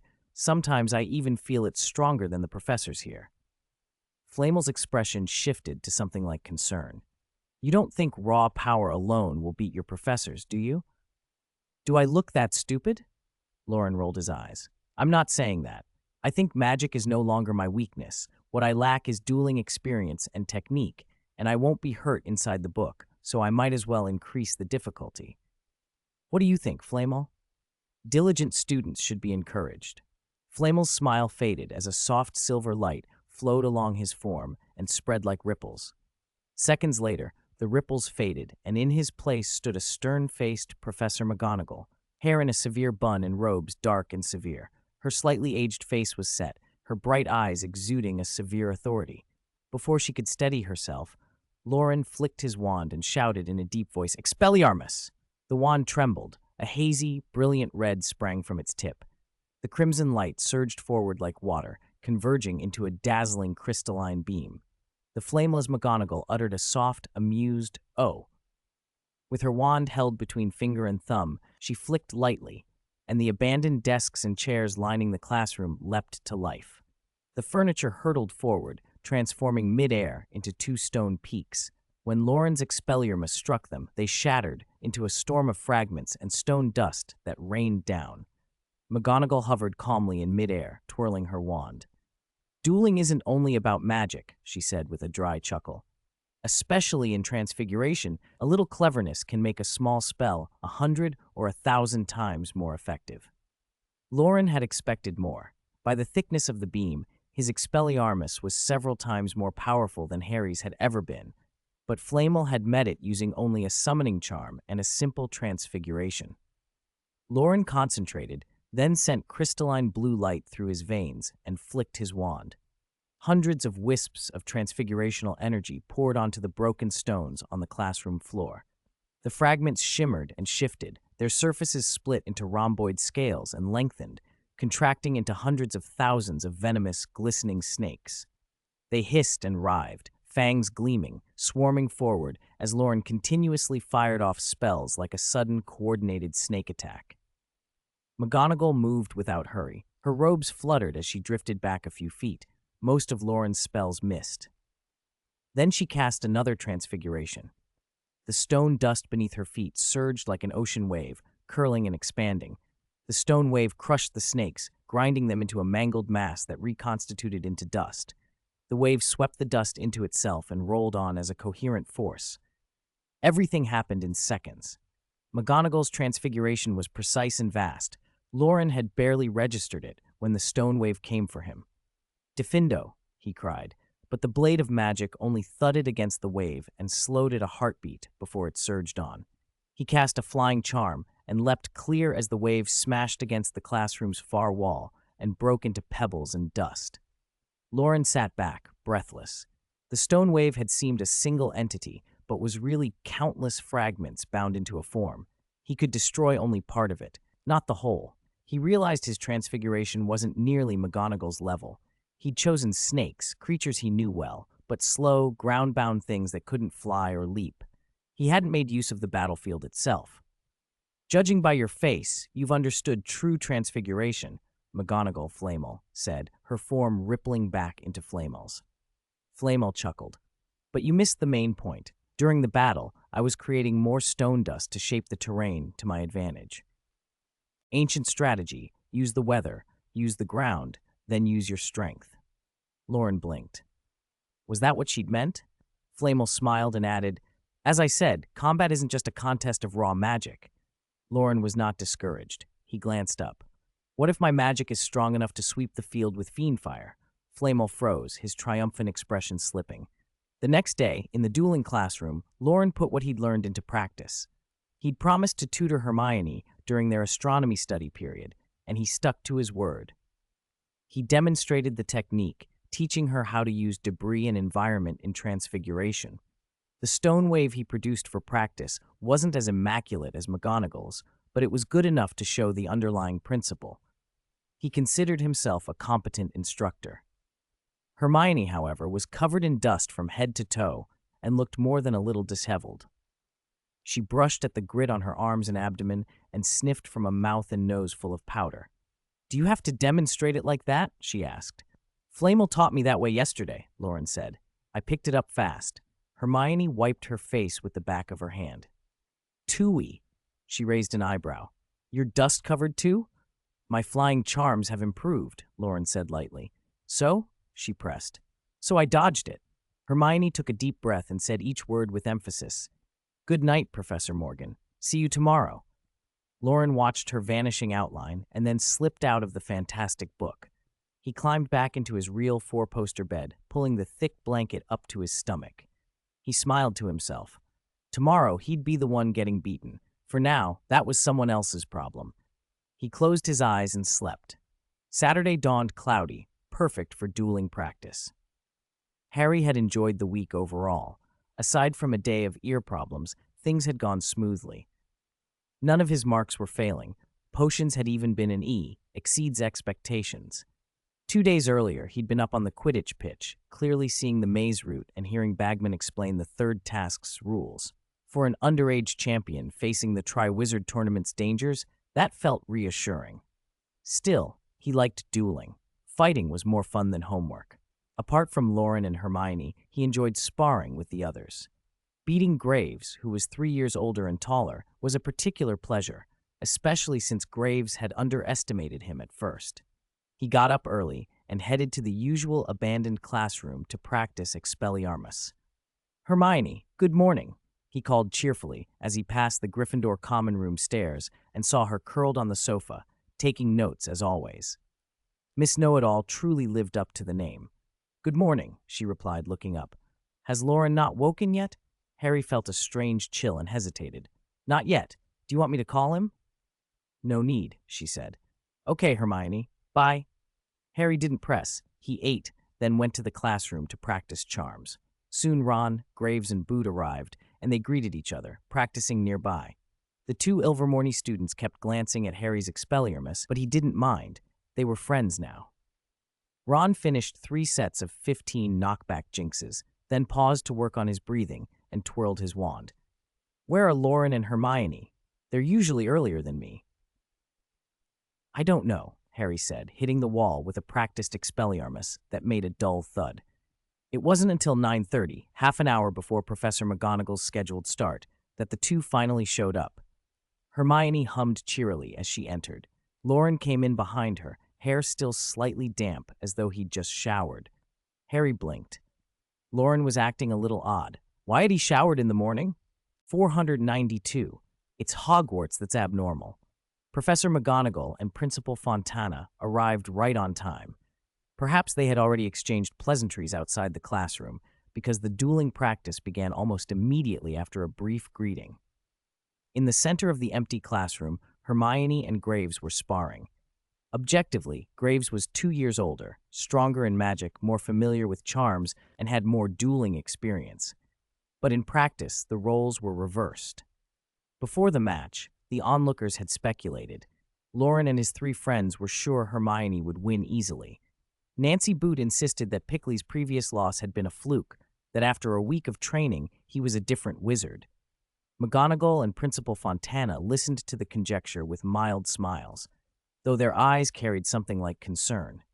Graves focused, guarding against the witch opposite him. He had already been briefed. This top-of-her-year witch was Miss Know-It-All, consistently first in theory exams, called a bookworm by some. Graves had expected her dueling ability to be average. After 2 stinging defeats last week, 2 losses to opponents 3 years younger, he was determined to redeem himself and restore Ilvermorny's prestige. He steadied his breath, closed his eyes for a moment, then opened them, fiery. Knockback Jinx! Hermione's eyes narrowed. The powerful knockback Jinx flew straight at her. Calmly, she flicked her wand and summoned the tables and chairs stacked at the edge of the classroom to intercept the blast. Ideally, she would have transfigured them as well, but she wasn't quick enough yet. A flash of green light hit the airborne furniture. The old, worm-eaten wood splintered. Tables and chairs blew apart into countless fragments and sawdust that fell softly to the floor. Principal Fontana, momentarily stunned, relaxed and sighed. "Professor McGonagall, you have a good student." "Thank you, Principal Fontana," McGonagall replied, smiling. Fontana watched Hermione continue to guard herself and ignored the wood on the floor. He understood the battle had already shifted. At such a young age, she was using Transfiguration tactically in a duel to shape the environment in her favor. Graves, on the other hand, would only react when hit, and by then it might be too late. Fontana felt something like envy. Perhaps Hogwarts' training was producing advantages Ilvermorny lacked. He half heard a thought whisper in his mind. Perhaps Professor Tom Gaunt was right. Avifors! The wood fragments on the floor transformed into a cloud of hummingbirds with needle-sharp beaks. They surrounded Graves, wings ablur. The tiny bird's eyes glittered fierce. A cold sweat prickled at the back of Graves's neck. There were too many, and they came from every direction. If he struck one way, more would rush in from the others. He tried to think. Direct attack. No, the birds blocked him. Fiendfire. No, he'd burn himself. The high, insistent twittering frayed his focus. Multi-corphors. The hummingbirds flapped backward in unison, beaks thrust forward like a coordinated volley of darts. They lunged at Graves with a faint whoosh. "All right, practice over." McGonagall's voice was calm and precise. With a single wave of her wand, the dense swarm froze, then flew back to the floor, resumed bird form, pecked at the sawdust, and drifted out the open window. Hermione's eyes shone. McGonagall's intervention had taken control of the birds with an understanding of Transfiguration fundamentals that allowed the subsequent motions to appear natural and safe as they flew off. The other students only saw a neat demonstration of Transfiguration and a tidy cleanup. "For students your age, Miss Granger's dueling strategy is admirable," McGonagall said, explaining as if in a lesson, though those who knew her noticed a faint, pleased smile. "There are areas to optimize, subtler transfiguration, more birds for distraction, but the idea of shaping the battlefield is sound." Half an hour later, McGonagall finished and turned to Graves. "You didn't lose, Pickley," she said. "You just haven't faced a Transfiguration-based dueling style before. You won't fail like this next time." Graves' brow knitted. Her words sounded painfully familiar. He had heard something just like them at the last dueling training. He felt numb. It was one thing to be beaten by Harry, the champion chosen by a tournament. He could almost forgive being outmatched by Loren's shield charm, a tricky thing. But losing to Hermione, the so-called bookworm, was humiliating. If she was a bookworm, what did that make him? He glanced at Principal Fontana, equally nonplussed, and a thought formed. Maybe it wasn't him. Maybe Ilvermorny was falling behind. What normal fourth year knew the shield charm? What normal 14-year-old used transfiguration tactics in duels? And that utterly absurd Expelliarmus. His mind flashed, and he almost cheered. Hogwarts must be the odd one out. Nancy watched Graves' expression flicker through confusion to dawning realization and fell silent. She'd have to comfort him later. Poor Pickley looked shell-shocked. The rest of the session split the students up for partner practice, which bored Loren. None of the others pressured him much. He could keep up a shield charm and follow with a quick minor charm to put his opponent on the defensive, controlling tempo. Once the others adjusted, they could parry a few harmless strikes.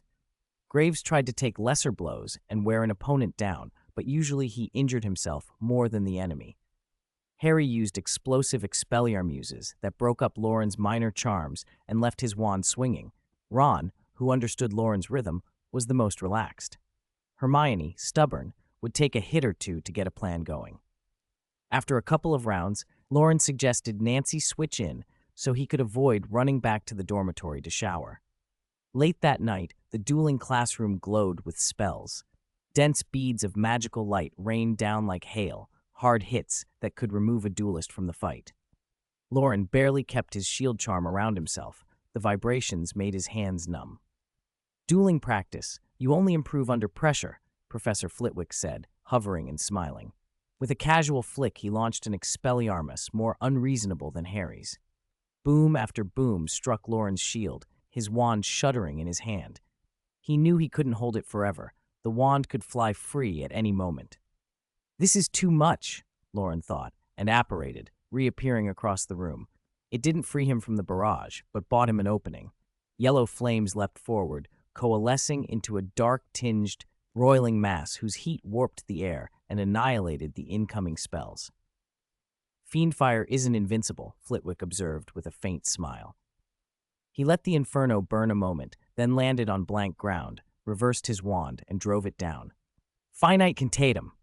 A crystalline blue blade of light pierced up through the floor, and auroral magic sprang from the cracks like light walls. The fiendfire struck those walls with no effect. The impossible fire regressed to ordinary flame and then was snuffed by the rising blue light. The expanse of sapphire light compressed the fiery field until the fiendfire was extinguished without a trace. Loren raised an eyebrow. You cheated, didn't you? If it were newly ignited fiendfire, maybe, but burning fiendfire. It can be extinguished, someone said. Professor Flamel, back in his original form, chuckled softly. Don't underestimate that goblin-blooded professor. He can do this, and faster, too. Professor Flitwick, Loren murmured, impressed as he watched the charms master's command of light and counterspell. Later, under a sky mirrored in the lake, Loren yawned and settled his head against Hermione's lap. The cloudless breeze was perfect for sleeping. He tried to tilt his head, but Hermione's hand held it gently in place. She read from a book, her voice clear.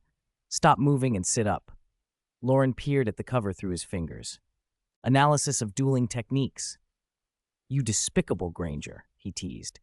Taking advantage of the fact I want a nap, Harry needs a clumency, Ron wants to play chess. You sneak off to study dueling on your own so you can beat us next week. That's despicable, Hermione said, but she sounded amused. She used her free hand to shade his eyes. Either sleep properly or get up and study with me. Loren went silent and rested his head on her lap, peeking through his fingers at her. Sunlight dappled through leaves. The air smelled fresh. It was a perfect spring afternoon. Meanwhile, Harry walked down the dim corridor toward Severus's office for a clumency. The dark passage made every footstep echo, so he lightened his pace as he neared. For months he had come every weekend. Progress was slow, but his scar had not troubled him again. Around the corner, a familiar voice stopped him. Severus, aren't you afraid? Karkaroff's tone trembled with fear. Harry paused, peering cautiously. He saw Karkaroff at Severus's door, sleeves rolled up, clutching his arm and speaking in a panicked whisper. Look, it's getting worse. Last Thursday it felt like it was back to how it used to be. Don't you feel it, Severus? I feel it, Severus said flatly, his expression unreadable. If you want to run, I won't stop you, but I'm not leaving. You, Karkaroff started to shout, then lowered his voice. Do you really think you'll be fine if he comes back? Don't be foolish. You know what he is. I know, Severus replied, voice cold and steady, eyes unblinking. Time's up. Harry Potter will be here soon. You'd better go. Karkaroff's face twisted.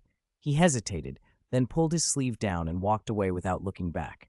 Harry timed his arrival to seem casual and brushed past. Casting a subtle glance at Karkaroff's arm, he saw nothing. 493, memory exchange. Harry tore his gaze away and walked toward the office without looking back. It wasn't far, just a short corridor, and in a few steps he saw Professor Snape in his dark green robes. Snape stood ramrod straight at the office door, hands at his sides, his look as cold and distant as the surface of the Black Lake, as if he were permanently peering into other people's thoughts. Harry hesitated, then decided it was absurd and continued. Good afternoon, Professor Snape. You're late, Potter. Harry's eye twitched. There were still 10 minutes until the appointed time, but he sensibly didn't argue. He muttered, Sorry, sir. Snape glanced at him. Come in. The office was as dim as always. Aside from a desk lamp that seemed almost out of place, everything else hid in the half-light. Shelves of glass bottles contained eerie animal and plant specimens. The storeroom door stood slightly ajar. Harry's eyes slipped inside out of habit. On the countertop, a strangely shaped toad crouched in a box. Its back was pitted with warts, and its eyes glowed blood red. Even with an E in potions, Harry recognized it. A blackwort, red-eyed toad, the sort used in class. It fed on flying insects, and its tongue was an ingredient in household pest control potions. But this one's body looked sunken and dry, like a dehydrated specimen. How could a dead thing move? A suspicion rose. Snape must be using a living toad in some cruel experiment, drying it out with a potion, or perhaps dabbling in darker arts. Let's see how well you've learned occlumency. Snape's voice came from behind him. He flicked his wand, and the office and storeroom doors snapped shut. Harry felt his heart jump. All right, Professor. He'd been through tests like this. Harry shoved aside the jumble of thoughts, went to the chair opposite the desk, and sat. Snape glided to his own chair and sat, staring at Harry. A cruel chill seemed to leak from those black eyes and press against Harry like something physical. It touched his eyes, slid into his head, his cortex, his frontal lobes. Resist. Close your mind. Trick him. A little voice hissed. Harry imagined erecting a thick iron wall in his mind, stronger than a Gringotts vault, intent on shutting Snape out. For a moment he had some effect. He forced out a shield charm. Protego. The memories that had been spreading like mist were yanked away. Harry blinked at Snape, bewildered. A strange sensation seemed to be radiating from Snape's eyes. Not anger, but something else, legilimency. He had only a sketchy understanding of the magic, technique of the soul, needing mastery and subtlety. Yet when that probing power sought him, something in Harry responded, not just defensively. In a way he could not have explained, he felt how to meet it, how to push back. Where Snape's gaze had been a slick, venomous intrusion, Harry's answer felt like a purposeful, cold stream of his own. He felt calmer, oddly composed, every muscle, every expression under his control. A foreign, calculating detachment crept in, and with it a dangerous impulse, to look back into Snape's mind. Another voice in his head warned him to stop, apologize, talk about potions instead. Harry ignored it. He let the answering penetration slip inside, twisting and drifting like water through cracks. Snape did not flick an eyelid. Perhaps he had expected this. Clusters of light and shadow gathered, and memories coalesced, each one marked by Snape's face. Harry felt awkward, and suddenly a part of him had gone elsewhere. He was inside the most recent memory Snape had stored. The scene was underground, lit by enchanted torches that burned with fierce blue fire. Benches rose in tiers, and wizards sat row after row. The officials in the innermost ring wore neat ministry uniforms and kept mountains of parchment at their elbows. This was a trial. In the center of the room, cramped in a cage, was a younger-looking Igor Karkaroff. His hair was black, his goatee short. The tattoo on his arm, the skull vomiting a snake, had faded but was still visible. Igor Karkaroff, Barty Crouch Sr. said, his voice booming. The Ministry of Magic has brought you here from Azkaban at your request to provide evidence to the committee. If your testimony proves useful, we may lessen your punishment. Do you understand? I accept, sir. Karkaroff's voice shook with fear and a slick sort of mockery. Crouch raised an eyebrow. What can you offer? Names, sir. Karkaroff rattled off names. Anton Dolohov, Evan Rosier, Ludo Bagman, Traverse, Mulciber. Some ministry officials checked their scrolls. Dolohov had been arrested, Rosier was dead, Bagman had been implicated in other dealings. The list did not impress. He named Augustus Rookwood, an inside spy, some use, but not enough. Just when Crouch seemed ready to send him back to Azkaban, Karkaroff's tone shifted and took on sickly triumph. He leaned on the cage bars. No, wait, I know more. I know someone who murdered muggles and half-blood wizards, who took part in raids and used the Cruciatus on Aurors Frank and Alice Longbottom. Who is it? Say his name. The officials pressed. Karkaroff hissed, Barty Crouch. He looked straight at the department head and finished, Son. The chamber exploded into stunned cries. The murmurs swelled into chaos until Barty Crouch Jr. was dragged before his father, bewildered and pale. Crouch looked at his son, the boy who had once made him proud by passing 12 obawuls, and pronounced a sentence with terrible composure. Because you have committed these crimes, you are brought before the Wizengamot to hear your sentence. Barty Crouch Jr. screamed and begged, but Crouch's voice cut through the pleas. Now, on behalf of the court, I sentence you to Azkaban, for life. The gavel fell, and the memory slammed shut. Harry felt as if a force had knocked him back out of Snape's mind. He was on the stool again in front of the desk where Snape sat. Professor, Harry blurted, panic in his voice. I know I shouldn't. I didn't mean to. Snape leaned back a fraction, the upper half of his face swallowed by shadow. His voice was flat and cold rather than angry. Harry Potter, offending a professor, unauthorized study of the dark arts, breach of school rules. He paused, impassive. Gryffindor will lose 50 points. You will serve 1 month's detention under Mr. Filch's supervision. Professor, you may go. Harry's hands and feet began to sweat. He bowed, stiffly, and left. The wooden door closed behind him. Only then did Snape rise and move slowly toward the storeroom. If Harry's friend Loren had been there, he might have noticed a faint lift at the corner of Snape's mouth, almost like pleasure. Dumbledore is very foolish, Snape muttered to himself as he moved. What good did it do to tell him? He insists I do this. On the countertop, under a brass cauldron, lay an unopened letter. Snape picked it up. It was from Lucius Malfoy, 2 hurried pages. No business, no talk of galleons. The first asked about Draco's recent performance in grades. The second name-dropped old friends, Rosier, Wilkes, Lestrange, Avery. Snape's mouth tightened. Apparently Igor isn't the only one getting nervous. He pressed his right hand to his left arm and stared for a long time at the black wart red-eyed toad in the box. Resurrection, he thought. Such a tempting word.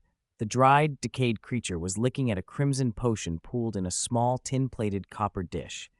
As it drank, its flattened body slowly filled out and the black warts swelled.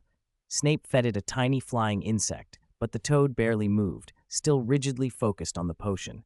Its motions were awkward and almost pitiful. 494. Feedback from the messenger. So many Death Eaters escaped justice. Hermione said it in surprise. The common room fireplace burned brightly, filling the room with warmth. At a small table by the window, Harry had told Ron, Loren, and Hermione everything he had seen outside the headmaster's office and almost everything he had later projected from Snape's memories. Yeah, I didn't expect Ludo Bagman to be involved with the Death Eaters, Harry said, rubbing his temples. He seemed to understand what Dumbledore meant when he said his mind was too full. He wanted to pull thoughts out to ease the throb in his head. And Karkaroff and Crouch, Ron whispered. It's incredible they can get along so peacefully. I never expected Dumbledore to vouch for Snape and keep him out of judgment, Harry said, looking at Loren and trying to make his words less harsh. Even knowing Snape was a Death Eater, he still trusted him. Harry found it hard to accept. He'd been reckless enough to look through Snape's memories. It wouldn't have surprised him if he'd seen Snape pouring poison down his throat or turning him into a specimen in a jar. Instead, the penalty was only a deduction of house points and a month's detention, under Filch, no less. Thinking of what Snape had done for him in past years, maybe he wasn't entirely despicable. Loren watched the fire, the vigorous flames reflected in his dark eyes. Hermione, usually the analyst, had been quiet for a long time. She sat with a hand on her forehead, staring at her knees. The 4 of them stayed in the common room late into the night, discussing the revelations again and again. Harry's head grew heavier and more painful, Ron's chatter filling his ears as he recounted everything he knew about the Death Eaters.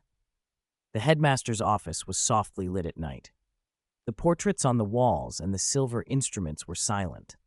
Fawkes had his head tucked under his wing, his gentle snores making the office even quieter.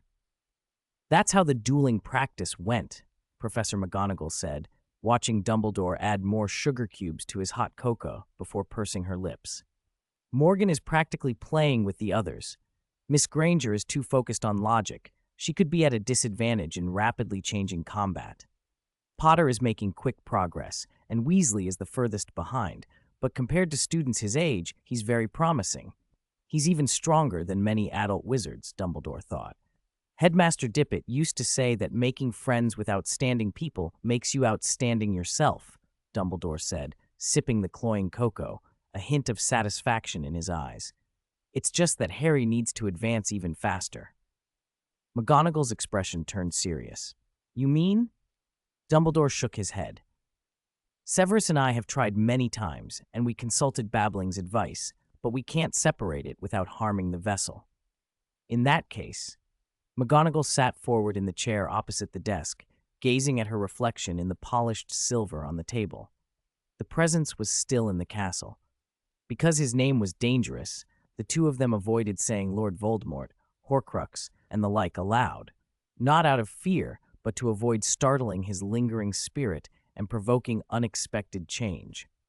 They still didn't know Voldemort's exact motive for infiltrating the school, nor how many secrets he had hidden within its walls. They didn't know if there was anything beyond Ravenclaw's diadem, and they didn't understand why he had personally come when he had Barty to do his bidding. But they could feel Voldemort was plotting against Harry, slowly gathering information tied to him and turning Harry and his knowledge into fuel for a complete resurrection, waiting for the third task to arrive and be ignited by mystery and magic. Professor McGonagall looked at Dumbledore's drooping white beard. This old headmaster was waiting for the time of final confrontation, ready to use the immense magic still within his aged body to shatter Voldemort's schemes. She softened her voice and asked, "Albus, are you confident?" Dumbledore slowly swirled his teacup. The progress in finding Horcruxes had been faster than he'd expected. Ravenclaw's diadem, the ring, the golden cup. He let a little of his old mischief show in his grin. "Look at my beard and wrinkles, Minerva. I am old. All those are concerns for the young." McGonagall watched him in silence, her steady gaze making Dumbledore tone down his smile. "How are communications with the other intelligent races progressing?" "Mostly well, but we hit a snag with the giants," Dumbledore said slowly, his expression clouding as he remembered Miss Skeeter's crude and abusive remarks in her letter. Miss Skeeter wrote back that she couldn't even meet the giant Gugor. Apparently they refuse to speak to anyone who can't reach their knees. McGonagall's brows drew together. "Don't worry, Minerva. After term ends, I'll ask Madame Maxime and Hagrid to visit again. They'll be able to reach at least to the giant's knees." McGonagall was silent for a few seconds, then said, "Hagrid will be glad to take that on." Dumbledore's face softened into a slight smile. Mid-April arrived. Easter holiday began, and the term's workload remained heavy. Honeydukes was full of hundreds of Easter egg treats, and every shop in Hogsmeade was decorated with eggs. Wizards from Muggle families had brought ingenious techniques, creating ornate eggs with inlay, applique, wrapping, even batik. Neville came back with another box of sweets.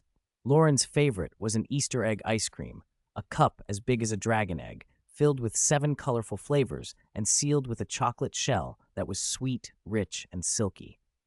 Holding the enormous ice cream, Loren went down to the lake and found Hermione under the emerald beech tree. Hearing footsteps on fallen leaves and grass, Hermione looked up from her thick book. She leaned against the tree trunk in a white embossed jacket and a wide-strapped black cotton linen dress. The square neckline showed her fair neck and collarbones. Her washed jeans outlined long legs. She tilted her head, confusion in her beautiful eyes. "What is that?" "Easter ice cream. Neville bought it. I thought I'd share," Loren said, his gaze flicking unconsciously downward. "The shell is chocolate, and there are 7 flavors inside. It's almost lunchtime. No lunch today." A faint light shimmered in Hermione's eyes. The 7 colors of ice cream promised 7 entirely different flavors.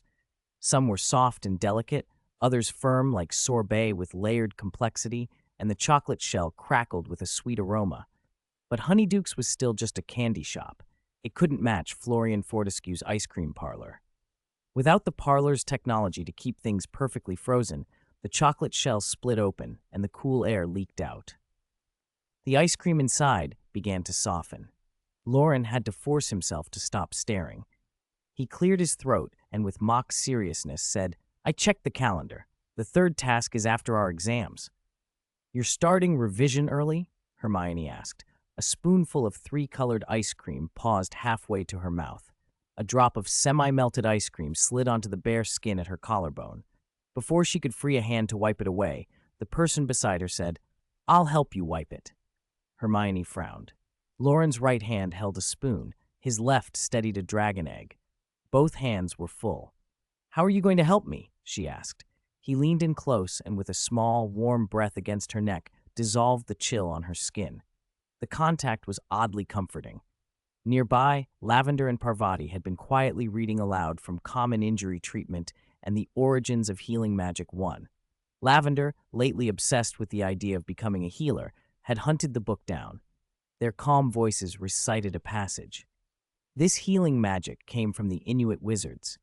Inuit tribes in extreme cold sometimes suffered frostbite and resorted to burning the damaged flesh with hot coals. After treatment by a wizard and the application of a maidenhair fern from the Chukchi Peninsula, necrotic tissue could be revived, and tender, pink skin would grow back. The portrait hole opened, and Lavender looked up, still dreamy-eyed. She saw Hermione and Loren enter shoulder to shoulder and called, "Hey, Hermione! Loren!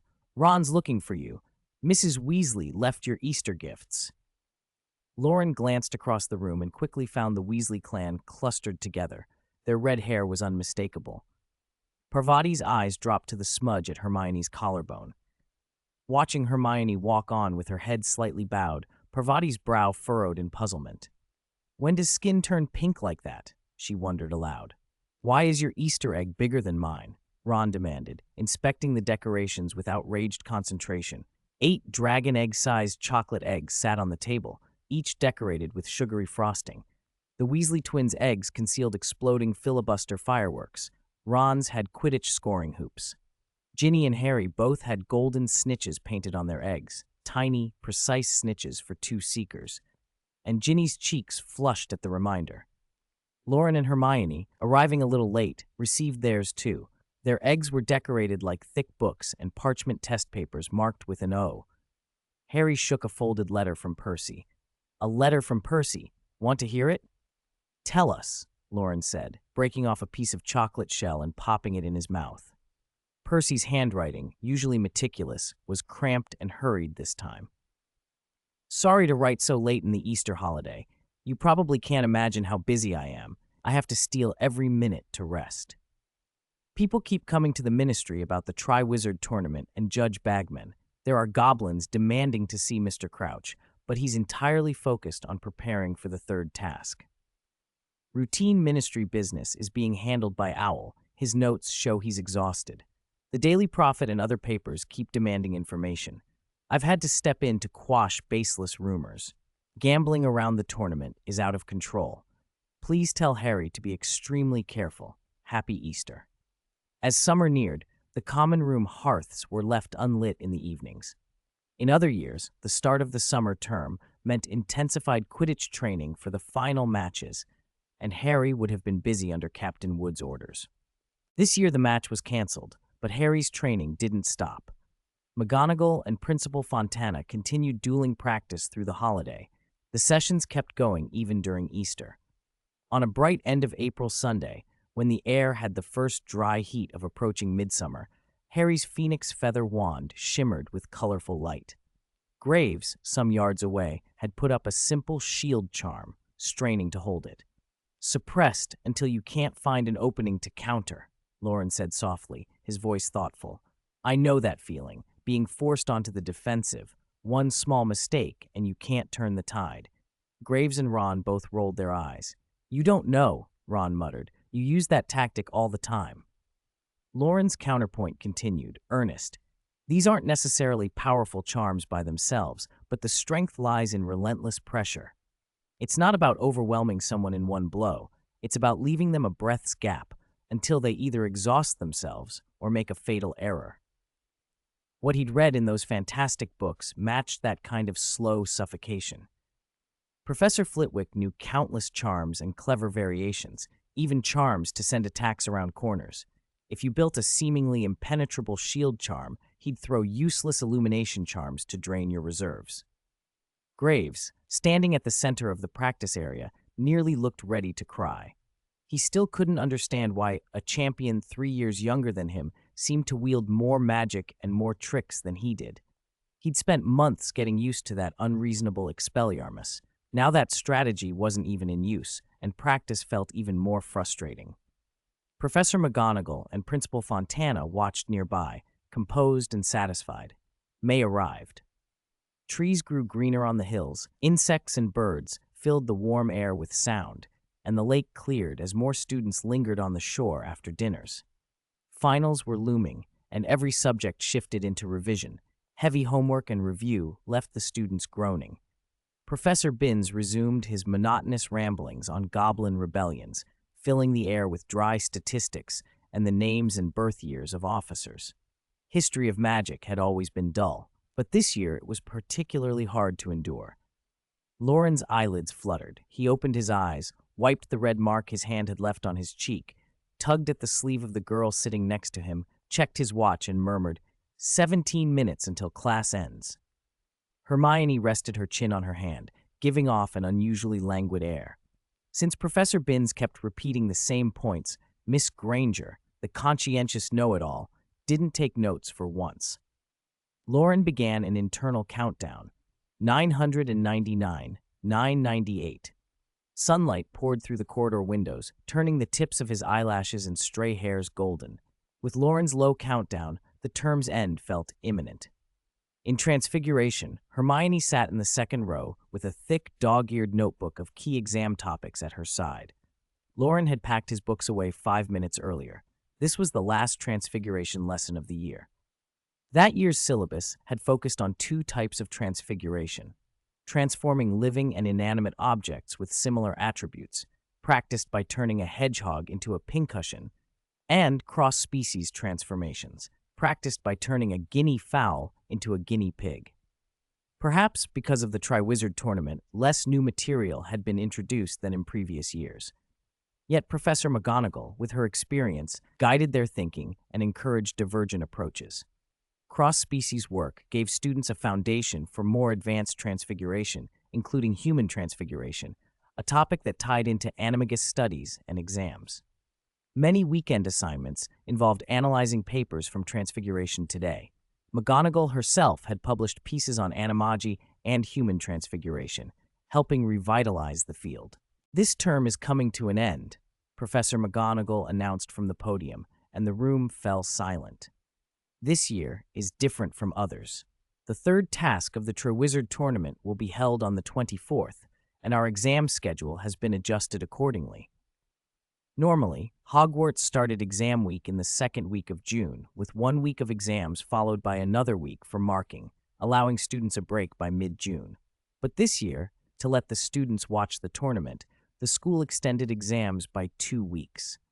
When McGonagall finished explaining, Dean and Seamus were the first to bellow, "Professor, tell us the key points again. Tell us what will be on the exam." McGonagall smiled faintly. "What I teach in class are the key points, and what's in the textbook are the key points. If you have paid attention and done your weekend homework, there will be no surprises on the test." A few noisy students quieted, embarrassed. McGonagall's voice took on gravity. "Next year, you enter your 5th year. That's crucial for your OWLs. Prepare now. Don't wait until the exam and regret it. Write down the summer homework I just assigned," she added. "Besides written work, I'll recommend several books on Transfiguration. They're not mandatory, but I hope you read them. If you don't want to buy them, you may borrow them from the library before the holiday. Children, this is your most important summer," she finished solemnly. Even after she left, the students sat stunned for a long time. When the bell finally rang, Loren and the others drifted out, and by the marble spiral staircase, they found the posted exam timetable. Fourth year's last exam would be June 23rd. Barring surprises, they'd be able to watch the tournament and enjoy a bit of freedom into early July, then go home for 2 months until September 1st.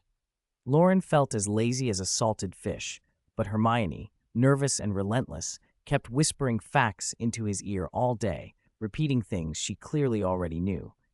Being top of the class was both an honor and a pressure. Ron swore he wouldn't study if he didn't have to. After breakfast, he'd vanish and come back at night with stories of the giant squid in the lake and beaked birds in the Forbidden Forest. Yet, when Loren accompanied Hermione to the library, he often caught Ron and Lavender tucked into a quiet corner, their table piled with revision material.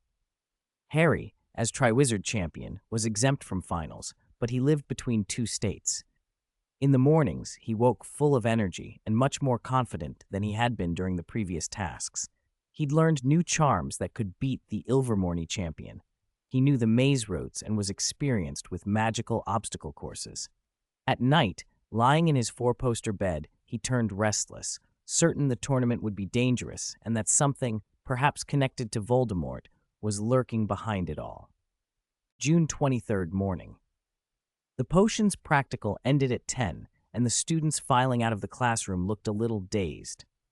Professor Snape's curriculum this year hadn't been especially complicated, mostly identifying different poisons and brewing their antidotes, but his lectures were never pleasant. He'd spent Tuesday threatening Neville with Leaf of the Toad and Thursday promising to poison Harry's Halloween and Christmas dinners. To everyone's surprise, the final practical was an endurance potion. Some Gryffindors and Hufflepuffs who loved predicting exam questions protested noisily. Loren didn't go to the library with Hermione. He stayed behind to help Professor Snape. When the students finished brewing, their potions were decanted into slender glass vials. Loren roughly sorted them into 3 boxes by color, layering, viscosity, and the like. 1 box for failures, 1 for the barely passing, and 1 for the excellent. Snape then examined each vial meticulously, writing grades on parchment, and sometimes even uncorking a bottle to sniff it. The best batches would be kept by Madame Pomfrey as reserve medicine. The next best would be sold on the market, the proceeds funding next semester's teaching, and the worst were poured down the toilet to be flushed into the Black Lake. "Don't rush. Look carefully," Snape murmured as he worked. Endurance potion should be the color of freshly cut July grass, neither too pale nor too dark. The viscosity should be a little more than water, but less than olive oil. Watch how it flows. Sometimes it's hard to judge with the naked eye. Use a small stick to dip some, Loren offered. After grading the 4th years, there are potions from other years.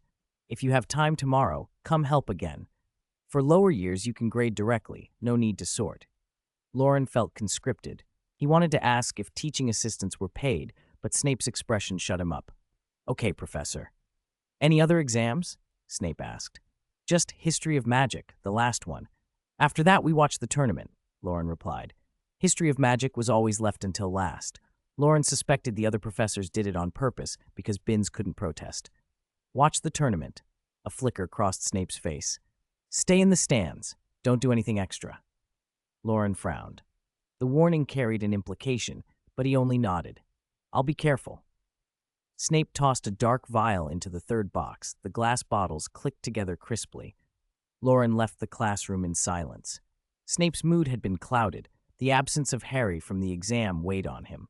In the Great Hall, Harry sat beside Ron, flipping through his notes with a melancholy air. As a champion, he didn't sit exams. During exam periods, he was usually accompanied by the invigilating professor and spent time discussing strategies for the maze. After the Care of Magical Creatures practical, he'd spent time with Hagrid. Later, he'd meet Loren and the others to talk over odd revision questions, how to handle a blast-ended scroot, how to answer a Sphinx's riddle, how to avoid getting tangled in Devil's Snare. Ron worried about History of Magic. He'd been given the key points. Hermione and Loren had both marked the important passages for him, but knowing what might be tested didn't mean memorizing it. The Goblin Rebellion stretched across decades. Every point could be an essay topic. The pre-war political situation, where and when war broke out, the significance of victory or defeat, what magic had been used and what problems it exposed, how later generations improved things. Ron would rather bathe a blast-ended Scroot than learn it all. Hermione sat across, murmuring the passages she'd already memorized. Loren dropped into the bench beside her and felt overwhelmed by the density of her notes, then turned conspiratorially and slackened off. "Sk, Carrie," he nudged. "Why so worried? Worried about chatting up Professor Binns later?" "I can't go to the exam with you," Harry said with a hollow sigh. "Professor McGonagall said the champions' families have been invited to watch the final, and we have to meet them this afternoon." "What's there to worry about? You don't think the Dursleys will come, do you?" What about your godfather? Sirius has been busy. He probably can't make it." Harry pictured other champions greeting their families while he stood alone. He sighed. At least the reporter hadn't shown up. He didn't want another front-page story in the Daily Prophet. Ron buried his face in his History of Magic book and skimmed, eyes flicking. After lunch, they lingered in the Great Hall for a while. "We're going to the exam now," Loren said. "If there are extra papers, I'll get one from Professor Binns and bring it to you to pass the time." He looped an arm around Hermione's shoulder as they moved off and whispered advice in her ear. "If you hit a question you don't know, don't panic. Read it, see what it's asking, and write everything you can think of. Fill the page, right or wrong. Sometimes Binns gets confused and gives more points." Hermione looked helpless, but Ron pricked up his ears and listened intently.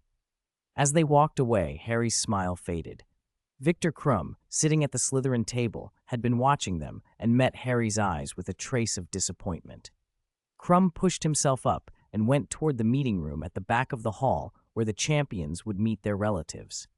Fleur Delacour, Cedric Diggory and his parents, Graves and his family all filed out, and the hall grew quieter.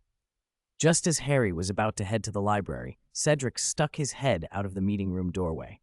"Harry, come on. They're waiting for you." When Ron heard the exam bell, he could hardly keep still. He grabbed Loren and ran down the side corridor to the meeting room. Hermione followed, still asking about a few last questions as they hurried. Bursting into the room made the purpose of their rush obvious. Cedric and his parents stood by the door, laughing about the first two tasks. Amos Diggory's grin was wide enough to split his face. Victor talked in rapid Bulgarian with his dark-haired mother. His father stood nearby, quiet but clearly proud. Fleur and a graceful woman chatted in French. Graves and his parents stood more stiffly. The most boisterous group was a big red-haired family by the hearth, Molly and Bill Weasley. They greeted Harry with warm smiles and pulled Bill forward to talk. Molly fussed over each child with affectionate kisses on the cheeks. "I didn't expect this," she exclaimed, embracing them all. "I'm here to watch Harry, but look at you before the holidays, my dears." Bill smiled and shook hands, his dreadlocks and fanged earring oddly informal beside his gentle smile. "How are you? Charlie wanted to come, but he has to stay in Romania to look after a female dragon. The eggs hatched and she's gotten depressed." Hermione winced in sympathy but couldn't hide her curiosity. "Do dragons get depressed? What are the symptoms?" Fleur peered over her mother's shoulder at Bill with obvious interest. His accessories had caught her eye. Molly and Bill's faces were alight with conversation, as if they had endless things to catch up on. The hearth flared green, and a puff of soot blew up. A tall, thin, dark-haired man stumbled out of the fireplace, coughing, his gray eyes blinking as they adjusted. "Cough, cough. Professor McGonagall said this fireplace was clear, but she's unreliable." "Sirius, you're here!" Harry rushed forward. Molly and Sirius were old acquaintances. She linked them together, and the room warmed. Loren and Hermione watched Sirius from a little distance. He looked different, his loose long hair shortened to a few inches, his gaunt cheeks filled out, and a bluish-black stubble dusted his chin. A casual jacket made him look far more lively. When Sirius noticed Loren looking, he drew closer, and his smile faded as he stopped in front of him. Harry didn't understand the sudden quiet. Mrs. Weasley's face went still. Sirius looked at Loren for a long moment and said softly, "I haven't had nightmares in a long time." Loren's face was unreadable. The red streaks that had once marked his eyes were gone. Only slightly clouded whites remained. Sirius swallowed and bravely asked, Can you forgive us? A strange chill ran through Loren. His pulse quickened, and a sheen of sweat prickled his skin, then evaporated. No one spoke. Hermione gripped the hand of the person beside her hard enough to blanch the skin. Sirius's face went pale. After a beat, he forced a smile. Then, can I invite you to my wedding? This summer, probably August. Wedding! Harry and Ron burst out, eager to ask more, but Molly shushed them with a conspiratorial wink and shushed. Loren's heart stirred, and he inclined his head almost imperceptibly. He saw joy bloom instantly in Sirius's eyes, and the smile that came to the man's pale face was genuinely warmer. You must have a lot to say, Loren said softly. I won't disturb your reunion. Thank you, Sirius stammered. That summer night, the stars were bright. Nearly 2 weeks had passed since the last full moon. The moon itself was only a thin crescent, letting other stars shine more freely, some pinprick bright, others faint and reddish. Loren leaned on the railing of the astronomy tower, the starlit sky reflected in his eyes. Hermione sat beside him, occasionally feeding him biscuits, and sighed, Mr. Morgan, if you don't cheer up soon, I'll run out of snacks. Loren tried to sound annoyed. I have enough here to fill you up. Hermione patted his shoulder gently. I know, but I think you're just tricking me into feeding you. You've been doing it all afternoon. It wasn't all afternoon. We were only chatting after the exam for half an hour. Loren inhaled the cool midsummer breeze that swept the tower and let out a long breath. The tension seemed to leave him. Half an afternoon. My snack reserves aren't endless, Hermione agreed with a nod. Loren realized he was taller than her now. To pat his shoulder, she had to tip up her chin, and she pulled him into a hug. That wedding this summer, are we really going? Let's go. I don't exactly like him, but for Headmaster Dumbledore's sake. For what now? For Lord Voldemort's sake. Hermione blinked, then smiled as if she'd been told a private joke. You'll tell me when it matters. Inside a heavy, rustic tower dormitory in a lakeside castle tucked into the hills of the Scottish Highlands, the black-curtained four-poster was suddenly thrown back. A lean arm reached out. The black-haired, green-eyed boy fumbled for a moment before finding his glasses. Once they were on, the room snapped into focus. Through the half-open window, pale starlight and moonlight fell across simple, tidy furnishings.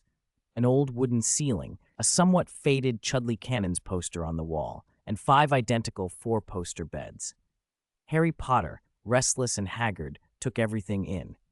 He noted the summer blanket on the bed beside him, rising and falling with steady breaths, the friend sleeping soundly beneath it.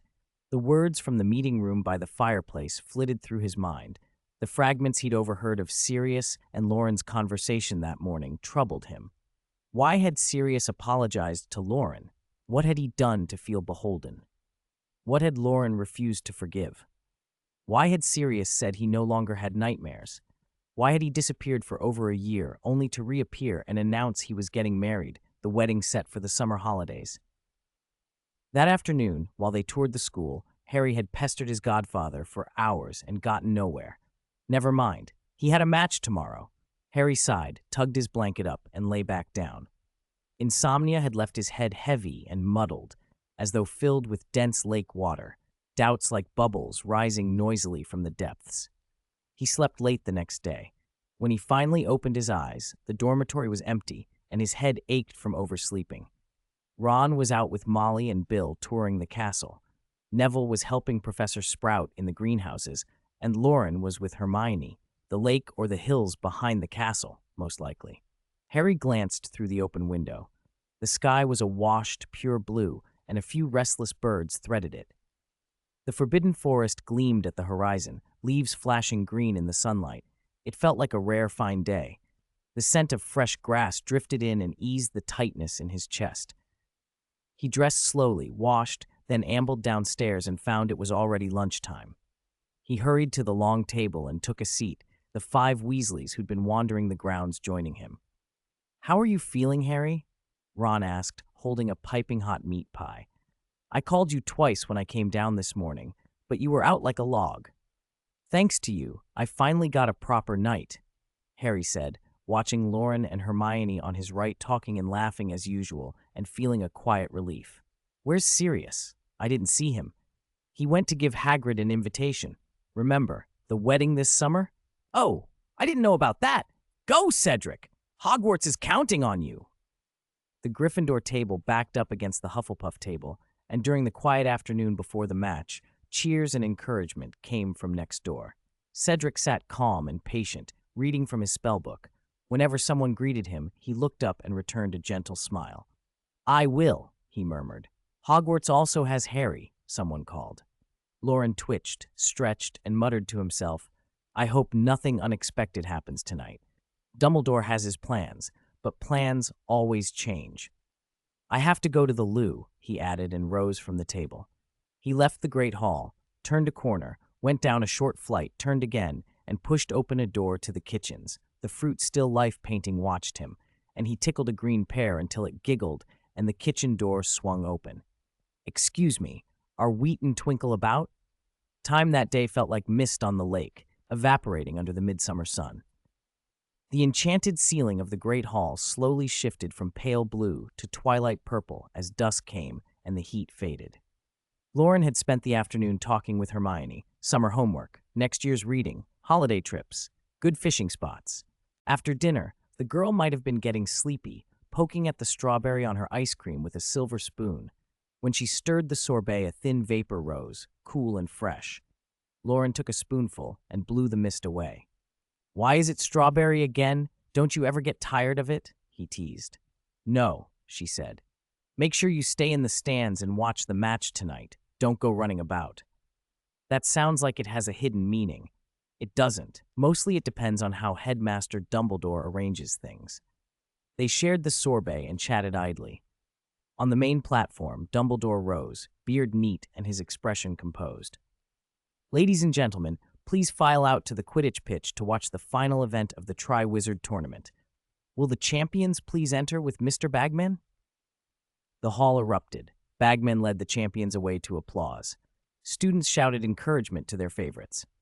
How do you feel? Harry? Confident. Cedric? Crumb. Crumb. Go, Graves. Fleur, I like you. A short while later, the professors marshaled the crowd toward the Quidditch pitch. Stars were already pricking the deepening sky, and the moon was a thin silver crescent. Molly, holding Ginny's hand and Hermione's, was all smiles, as if whatever had happened yesterday afternoon had been forgotten. What a change of pace. It's even livelier than the Quidditch World Cup, and I don't even have to cook to watch Harry's final. Arthur will be green with envy, she gushed. Hermione, Ronald half laughed. There were tens of thousands at the World Cup. The Tri-Wizard is only a few hundred. Molly's grin didn't fade. Yes, but the most famous person at the World Cup was Victor Krum. Now, Krum is only one of 5 champions. There are 4 others just as strong or stronger. George and Fred lagged behind them, distressed as they watched potential customers stream past. Their carts of snacks, banners, and standees felt like the foundation of their joke shop, and neither twin looked pleased. The Quidditch pitch had been transformed for the final event. The 4 stands were lowered and then gradually risen from within. A 20-foot-high hedge circled the arena, and the undetectable extension charm distorted sight so those in the stands could only catch glimpses of the maze inside. Hundreds of students filled the seats. Excited chatter rippled through the air. People pushed forward despite the poor view from the first rows. Let's move back a bit, Loren said, taking Hermione's hand. They found more space in the 4th row and were relieved to see many familiar faces there too. Neville and Hannah, Draco and his small group. Most striking were Luna and Rolf, wearing lion head hats.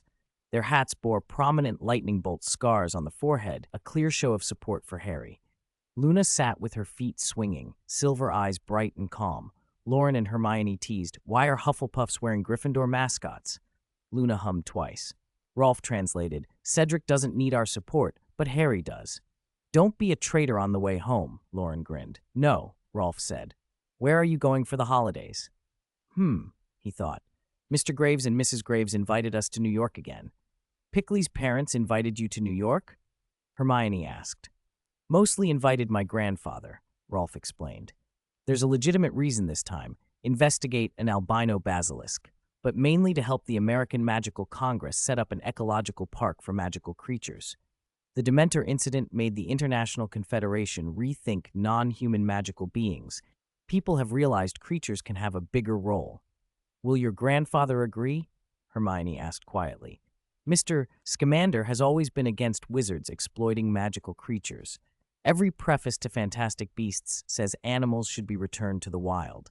Exactly because he doesn't agree, they came to me, Rolf said with a sigh. I'm only in third year. How can I persuade the adults in my family? You're still a child, Loren said sympathetically, patting his shoulder, and Rolf's brows drew together at the awkwardness of the words coming from him.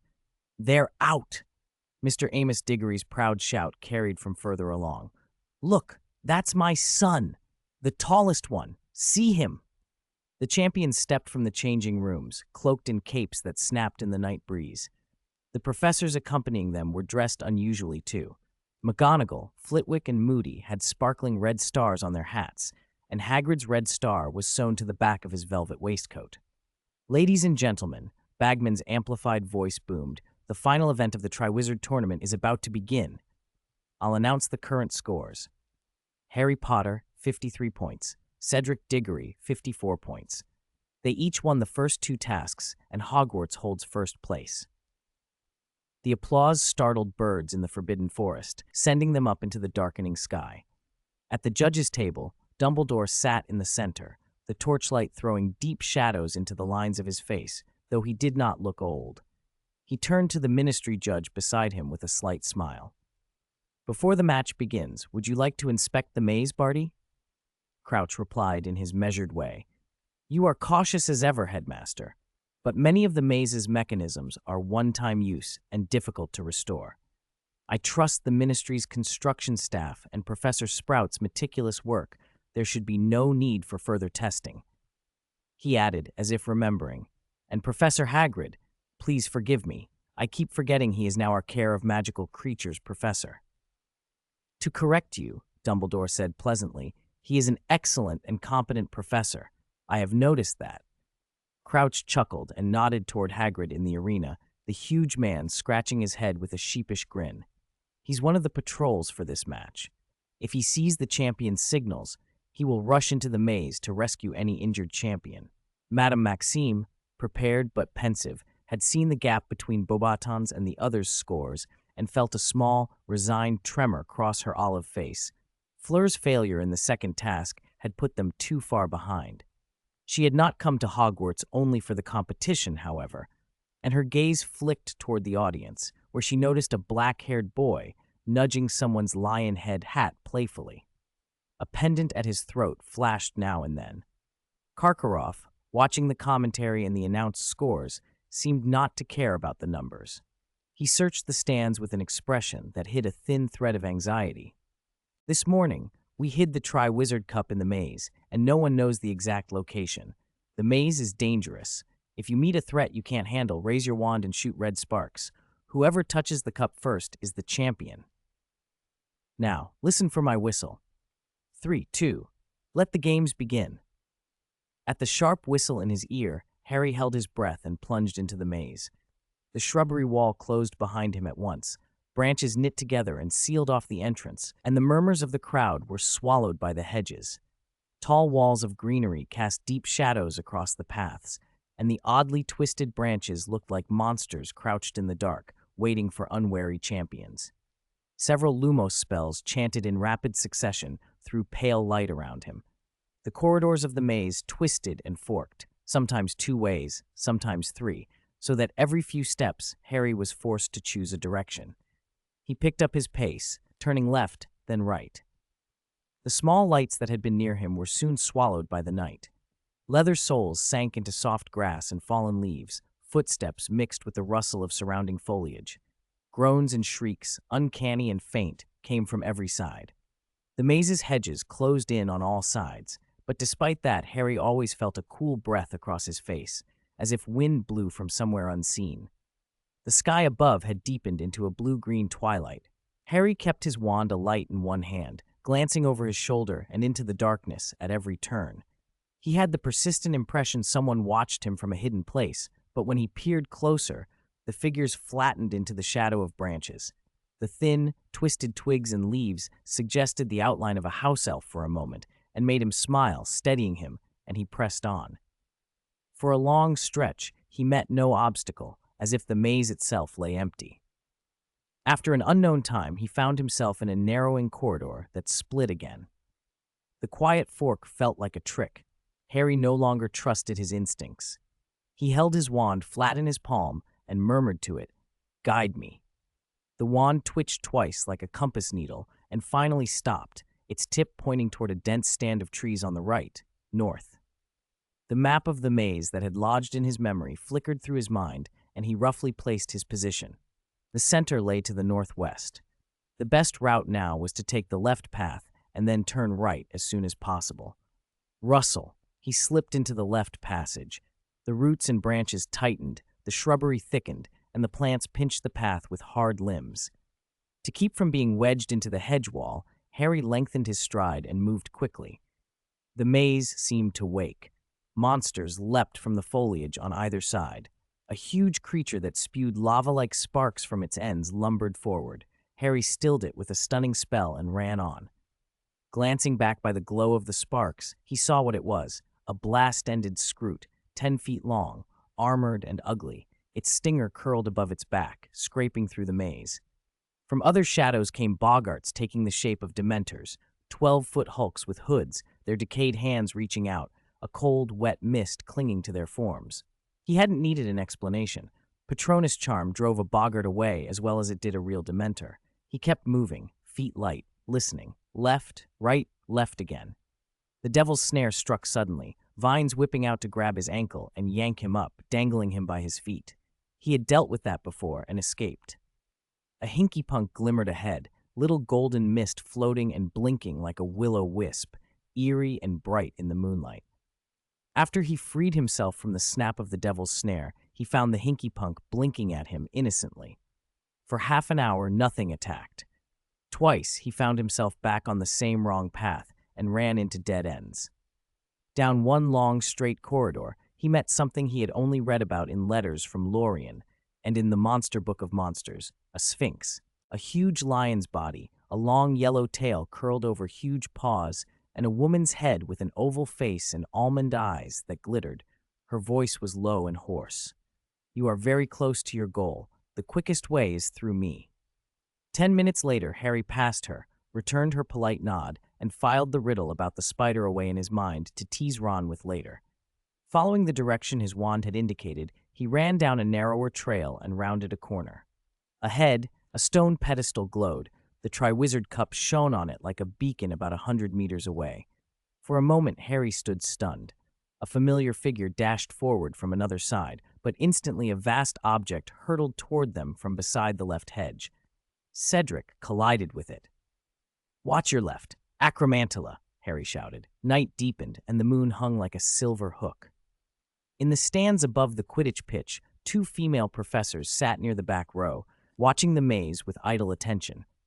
Between the towering hedges, only occasional flashes of charms flared out and died quickly.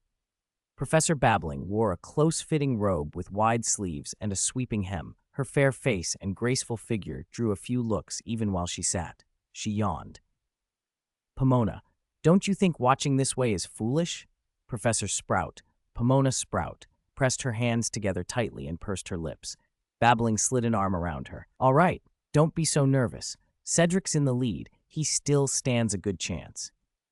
"It's because he stands a chance that I'm nervous," Sprout said, her voice trembling. "If he were tied with Fleur Delacour right now, I'd be relieved." "Why is that? Hufflepuff hasn't had this kind of glory in hundreds of years. Forget the Triwizard, I hardly ever see the House Cup," Sprout murmured. Babbling sighed. The Hufflepuffs were gentle and close-knit, but not very competitive. The House Cup usually traded between Gryffindor and Slytherin, with Ravenclaw sometimes taking it, and Hufflepuff only rarely. "Pomona, don't fret. Worrying won't help," Babbling said, patting her friend's back. "And anyway, it's not the end of the world if he doesn't win." "I'm more worried he'll get hurt or be disappointed," Sprout whispered. "That boy's been excellent since he began school. Good grades, good Quidditch player, never caused me trouble. When he was chosen as champion, he even came to me to learn more magic." Sprout's face flushed. "I'm not great at some of those lessons, so I asked Phileas to tutor him. You saw how quickly he learned the bubblehead charm." I heard Minerva and the principal at Ilvermorny are doing duel training. I asked him if he wanted to join. He was tempted, but he didn't think it would be fair to Harry, who's a champion too. He's a decent lad, Babbling said, watching the flickering lights in the maze with a complicated look. The acromantula's vast, collapsed body had smashed a portion of the hedge, its hairy legs sprawled, spines sticking in the soft earth. Harry, are you all right? I'm okay. Harry and Cedric breathed slowly, facing the spider's corpse. Their robes were torn by barbs, sticky secretions plastered them, and fresh scrapes bled on their skin. After the cold sweat dried, they looked at each other and grinned. You go, Harry said, easing his weight against the hedge to rest his aching legs. You nearly had it. Cedric glanced at Harry, then toward the cup. The golden light outlined a face full of longing.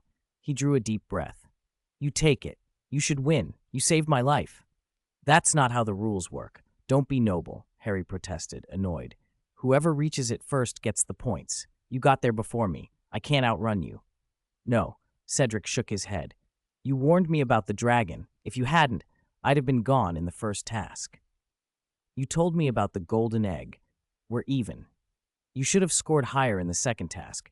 You stayed and rescued the hostages. I was a fool to take that song so seriously. They bickered in friendly, frustrated bursts until a hoarse, muffled voice came from behind them. Take it together, both of you. Professor Moody, they shouted together. How are you here? They both demanded.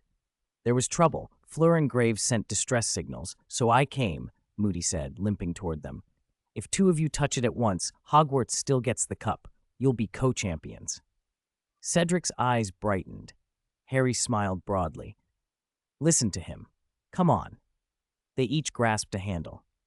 Harry saw out of the corner of his eye Professor Moody also clutching the slender stem of the cup.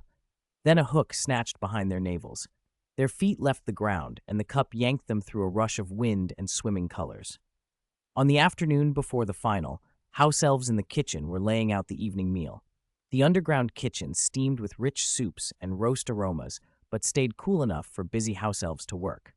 A house elf in a proper waiter's uniform pelted in, waving long, thin arms so wildly, Loren Morgan worried the elf might throw them off. Mr. Morgan, Wheat missed you very much. Summer's coming. Wheat thought he wouldn't see you for a long time. Wheat got the Easter eggs you and Miss Granger sent. The chocolate tasted very good, and the socks inside felt comfortable. Wheat chattered until he slowed and lowered his eyes in embarrassment. But the weather is getting warmer, and Wheat doesn't want to wear socks. Wheat prefers barefoot. Loren smiled gently. The gift is yours. Wear them when you like. Wheat's bat-like ears twitched. Yes, sir. How are the books I asked you to read and the notes you were organizing? Loren asked. Sorry, Mr. Morgan. Wheat's relaxed face tightened. I'm reading slowly. I've only finished 2 chapters so far. The discovery of the new world, the conflict between colonists and natives. He knew the words, but struggled with the whole. That's all right, Loren said lightly. We agreed not to rush. Take your time. Yes, sir. Flash, wearing a neat little blue and white dress, trod over in quick steps. I'm sorry, Mr. Morgan. I was frying meat patties and couldn't come. Loren noticed how Flash's cheeks were fuller than before, the gray skin less clinging to bone. She looked healthier, more alive, and her large eyes were no longer dull. The Triwizard Final is tonight. After tonight, Barty Crouch will leave Hogwarts. Are you ready? Flash stilled. Memories of the past months swept over her, and her breath came uneven. She had been to wizarding shops with Dobby, had objected then laughed at herself for enjoying demented little luxuries bought with wages Headmaster Dumbledore gave them. She had learned to plan days off, to suggest excursions, to be less afraid to want things. She sniffed twice, wiped her nose on a clenched fist, and looked up at the young wizard. I'm ready, sir. Loren hummed softly. I have a task for you. Yes, sir?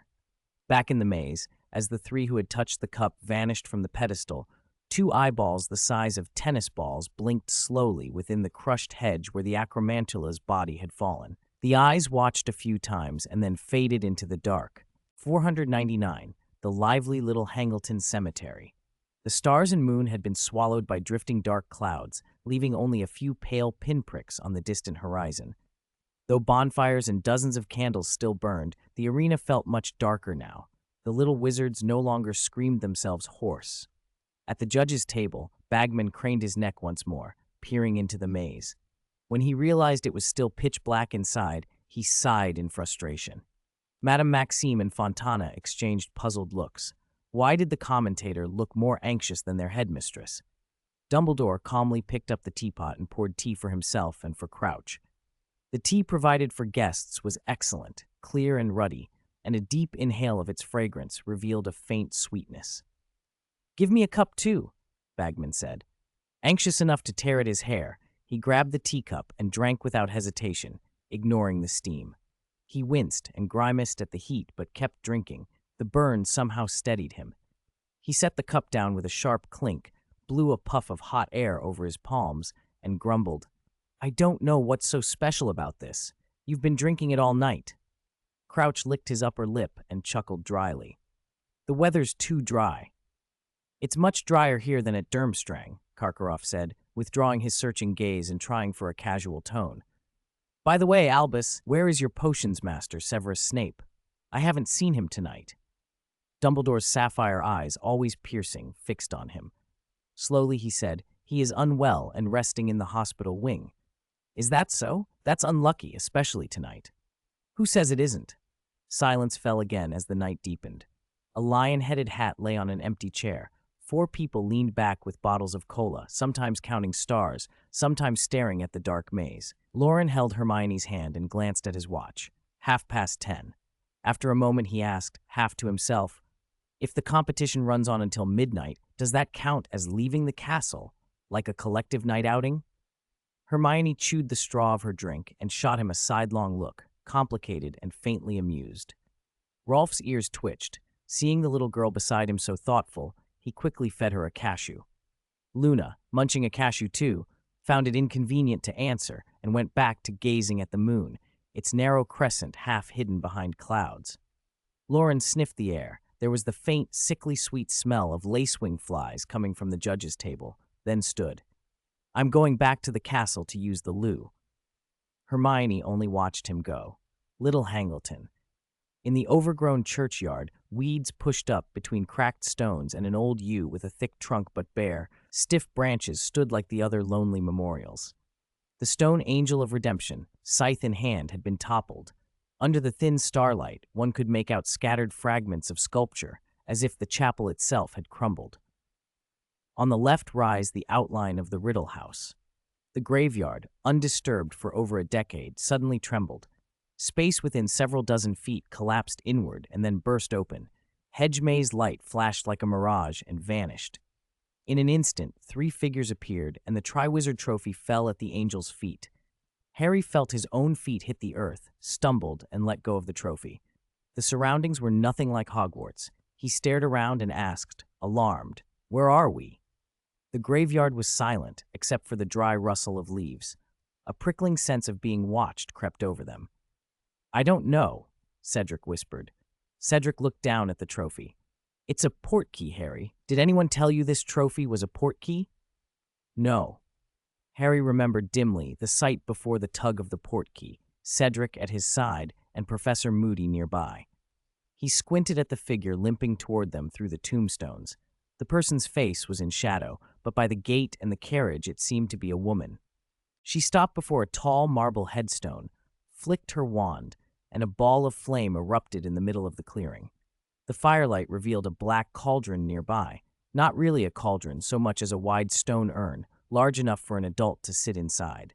Flames licked beneath it, and something within boiled and hissed. As the bubbles burst, a faint splash echoed. Against the firelight, Harry finally saw the face. He swallowed and said the name through a tight throat, Bellatrix Lestrange. Cedric, who knew the name of the wanted witch, broke into a cold sweat and pointed his wand at her.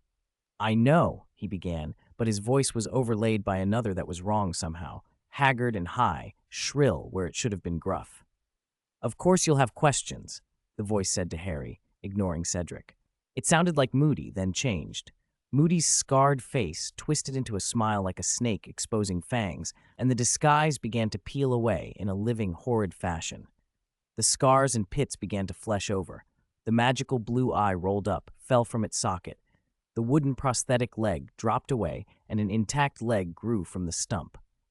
Professor Moody, no, the man wearing Moody's appearance, was transforming into Crouch before their eyes. The pallid face continued speaking in a cold, hard voice. "Once we've finished our business, Harry Potter, I will answer all your questions." "Mr. Crouch!" Cedric cried. He raised his wand. "No, you're not Mr. Crouch, and you're not Professor Moody. Who are you? What do you want?" Crouch didn't look at him. He moved toward the cauldron and said lightly, "Get rid of the obstruction." A whoosh, a high keening scream tore the night. "Avada Kedavra!" A blinding green flashed through Harry's eyelids. He had seen the killing curse demonstrated by Moody before, but this green had something else in it. Vast, shrill, despairing cries as if cut from a multitude of throats. Images and sounds collided in Harry's head. "No, please, spare my child." "Ah!" His scar throbbed as if needles were being driven into his skull, and for a moment his head felt about to burst. He was somewhere else for a second, back in that desperate house on a distant night, where a couple had felt the same horror. Loren, hidden behind the last audience railing, watched Dumbledore and Crouch at the judge's table, casually pouring tea as if nothing were wrong. The breeze carried the smell of tea and a faint tang of polyjuice. "Wheat, are you there?" Loren called. A soft, muffled sound replied, and the house elf appeared. Wheat's black eyes were fearful. "Mr. Morgan, Mr. Potter and Mr. Diggory were taken by Professor Moody. Is this normal? Should I tell the headmaster?" "I think Professor Dumbledore already knows," Loren said, looking straight into Wheat's large eyes. "This is a conspiracy, the man pretending to be Moody, or perhaps part of Dumbledore's plan. There's a Death Eater at the judge's table. I'm not sure if I should expose him yet." Wheat's face crumpled. "Then what will we do? House elves must protect every student. I need your help." Loren took a breath and gripped his wand, one hand settling on Wheat's shoulder. "House elf magic is different from wizard magic. The school's protective enchantments won't stop you." He hesitated, then asked, "Do you know Little Hangleton Village?" Wheat's eyes went wide. Loren didn't let him hesitate. "Good. I know where they are. You must take me out of Hogwarts range first, and I'll handle the rest." Wheat didn't hesitate. He pinched his fingers together, and with a soft popping sound they were gone. Loren crouched behind the collapsed stone wall of the ruined chapel, next to a badly weathered tombstone. Not far on the other side of the clearing, firelight licked the large black urn. On either side of it stood 4 figures. The clothes bearing Moody's name hung on Crouch, but the robes were ragged, one leg exposed. His eyes fixed on the cauldron gleamed with a grim joy. The broth boiled fiercely, shimmering not red but a brilliant, diamond-like silver at the surface. "Get rid of the obstruction first," Crouch repeated. Bellatrix moved quickly at his word and fired a green flash toward Cedric. Loren's thoughts focused. House elf magic ran through him like cool, clear water. He pushed it down his wand and let it spill from the tip. The magic flowed like a liquid ribbon in the dark and reached Cedric, some 20 feet away. The water-like charm split into 2 strands. One became an invisible, transparent shield that met the killing curse head-on. The other became a faint green light that struck Cedric. Cedric saw the flash. Before he could take in the curse's full detail, a violent impact hurled him into a pile of fallen leaves. He crashed, then lay limp, unable to move. Harry, in the center of things, heard the horrific sound of breaking glass and something heavy falling nearby. He turned and saw Cedric's body thrown 20 feet away, half buried in grass, legs hanging useless. His brain could not accept it. For a moment he felt like a detached observer, like when performing legilimency, disbelief and a hollow numbness rather than grief or fury. The hooded witch levitated him, an invisible force dragging him against the base of the angel statue. Under a transfiguration charm, metal bands tightened, pinning his chest with a hard scythe handle. He struggled to breathe, emerald eyes taking in every detail. Bellatrix had killed Cedric. The touch on Cedric's wound would be linked to Lord Voldemort. He must be here, somewhere plotting his return. He had to get away. No, he had to escape. On a nearby tombstone, the name Tom Riddle gleamed in the starlight. The Triwizard Trophy had been a portkey. Cedric lay dead a little farther off. "Oomph, oomph." Cedric's face, pale and slack beneath the leaves and the broken statue, twitched. The binding spell held him, but he managed slight movements, enough to try to mouth something. Go save him. Go save Harry. His mouth shaped the words as best it could. Loren's voice was low as he crouched behind the rubble, peering through a slit. Behave, he hissed. If I hadn't arrived when I did, it would have been your father, Mr. Amos Diggory, collapsing from grief. Cedric's tilt of the head was a question. Why would his father collapse? Because your father expected you to return triumphant, Loren said quietly, and to find you as a corpse, what would that do to him? Wouldn't he cry himself sick? Loren blinked, some strange pale blue light mingling with shadow in his vision. Everything seemed to have lost color, except for thin white outlines. He had come to save Cedric himself. If Dumbledore hadn't known, it would at least explain why the man had not been elsewhere, but Dumbledore had exposed the fake Moody earlier. That meant the old man could hardly be unaware now. If Dumbledore knew and had failed to act, no.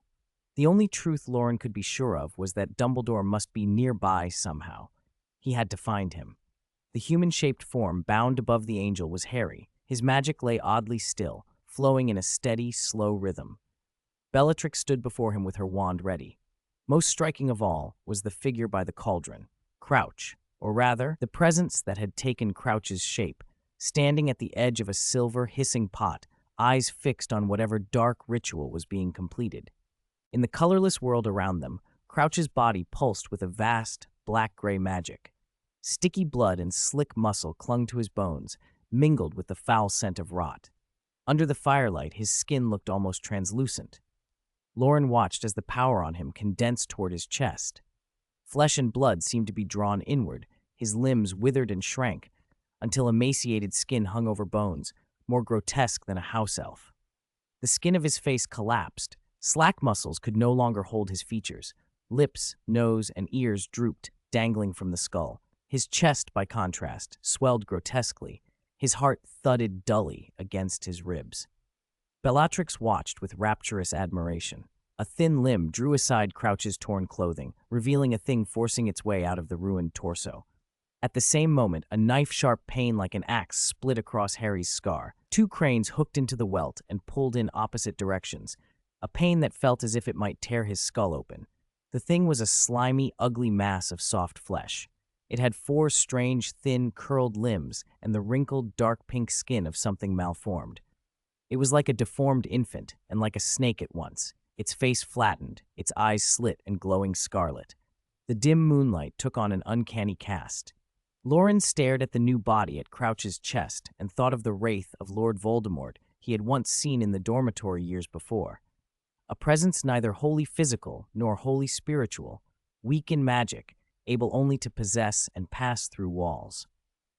Voldemort's wraith had been held to the living world by a Horcrux, yet connected to the veil of death, incapable of joining the normal world. This creature was another kind of wraith made flesh. Unlike loose gray mist, this fleshy form pulsed with vigorous life and could better nurture a soul. If Loren's reading was right, the snake infant had absorbed all of Crouch's magic and life. Unicorn blood had been mixed into it as well. If the original state had been a balance, a Horcrux binding life on one side and the call of death on the other, the infusion of so much living material had tipped the scales toward life. Now there could be a body to receive a returned soul. Crouch's ruined frame had finished its part. It slumped back. The creature plunged into the cauldron with a splash. Hot steam hissed as water struck the fire. Bellatrix's eyes shone. She inhaled, raised her wand, closed her eyes, and intoned to the sky with a voice trembling in thrilled devotion. Bone of the father, unwittingly given, renew your son. A crack split the tomb inscribed Tom Riddle. A fine dust rose from the earth, drifted upward, and, answering the summons, fell like ash into the cauldron. Water splashed. The silvery surface of the potion blazed into a vivid blue. A few drops hit Crouch's corpse. Where they touched, desiccated skin liquefied into raw, bloody tissue and thin black fumes rose. Bellatrix smiled with a madness at the edges of it. She rolled up one sleeve, revealing pale, once beautiful skin. With her other hand, she drew a shining dagger from her cloak, and voice now shaking, declared, "Flesh of the servant, willingly given, revive your master." She slashed deep. The blade pierced meat. Blood arced and sprayed with a sound like a wind through a corridor. A stifled cry escaped her, and then the arm fell with a splash into the cauldron. The potion turned a burning red, brighter than the bonfire itself. Bellatrix took in greedy, ragged breaths, and forcing herself forward on painful gasps, dragged herself to Harry. Her smile had been warped further by the effort to control the pain. Blood of the enemy, forcibly taken, will resurrect your foe. She pressed the gleaming dagger to Harry's arm. Where it touched, the skin yielded. Suddenly, the blade slid through and blood flowed. At first, Harry fought, but the struggle faded. His eyes went distant and then flat. He watched, cold, as Bellatrix, one-armed now, took a tiny glass vial from her pocket and held it to the wound to catch a little blood. When she poured it into the cauldron, the mixture turned a brilliant milky white. Fragmented, diamond-bright lights flashed through it, as if sparks or splinters of light were trapped in the liquid. Everything else around them seemed to sink into black velvet. Loren kept his tension hidden, committing the ritual's ingredients and incantations to memory. He glanced up at the thin crescent moon, wondering whether the phase of the sky mattered to the spell. If a full moon would have altered anything, but there was no time to find an answer now. The rite felt both like brewing a potion and weaving a powerful charm. The 3 sacrifices were not merely ingredients, but parameters: kin, servant, enemy, bone, flesh, and blood, shaping a body.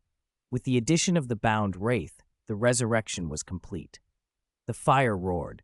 White steam billowed from the cauldron, then thickened into a whitening fog. Through that swirling exhalation, yellow flames rose, consuming the wood beneath the pot and licking the vessel with fierce heat.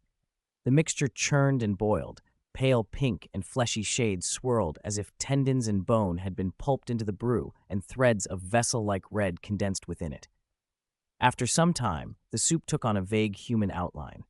From the mists, a black silhouette materialized, tall and gaunt, all bone beneath pallid skin.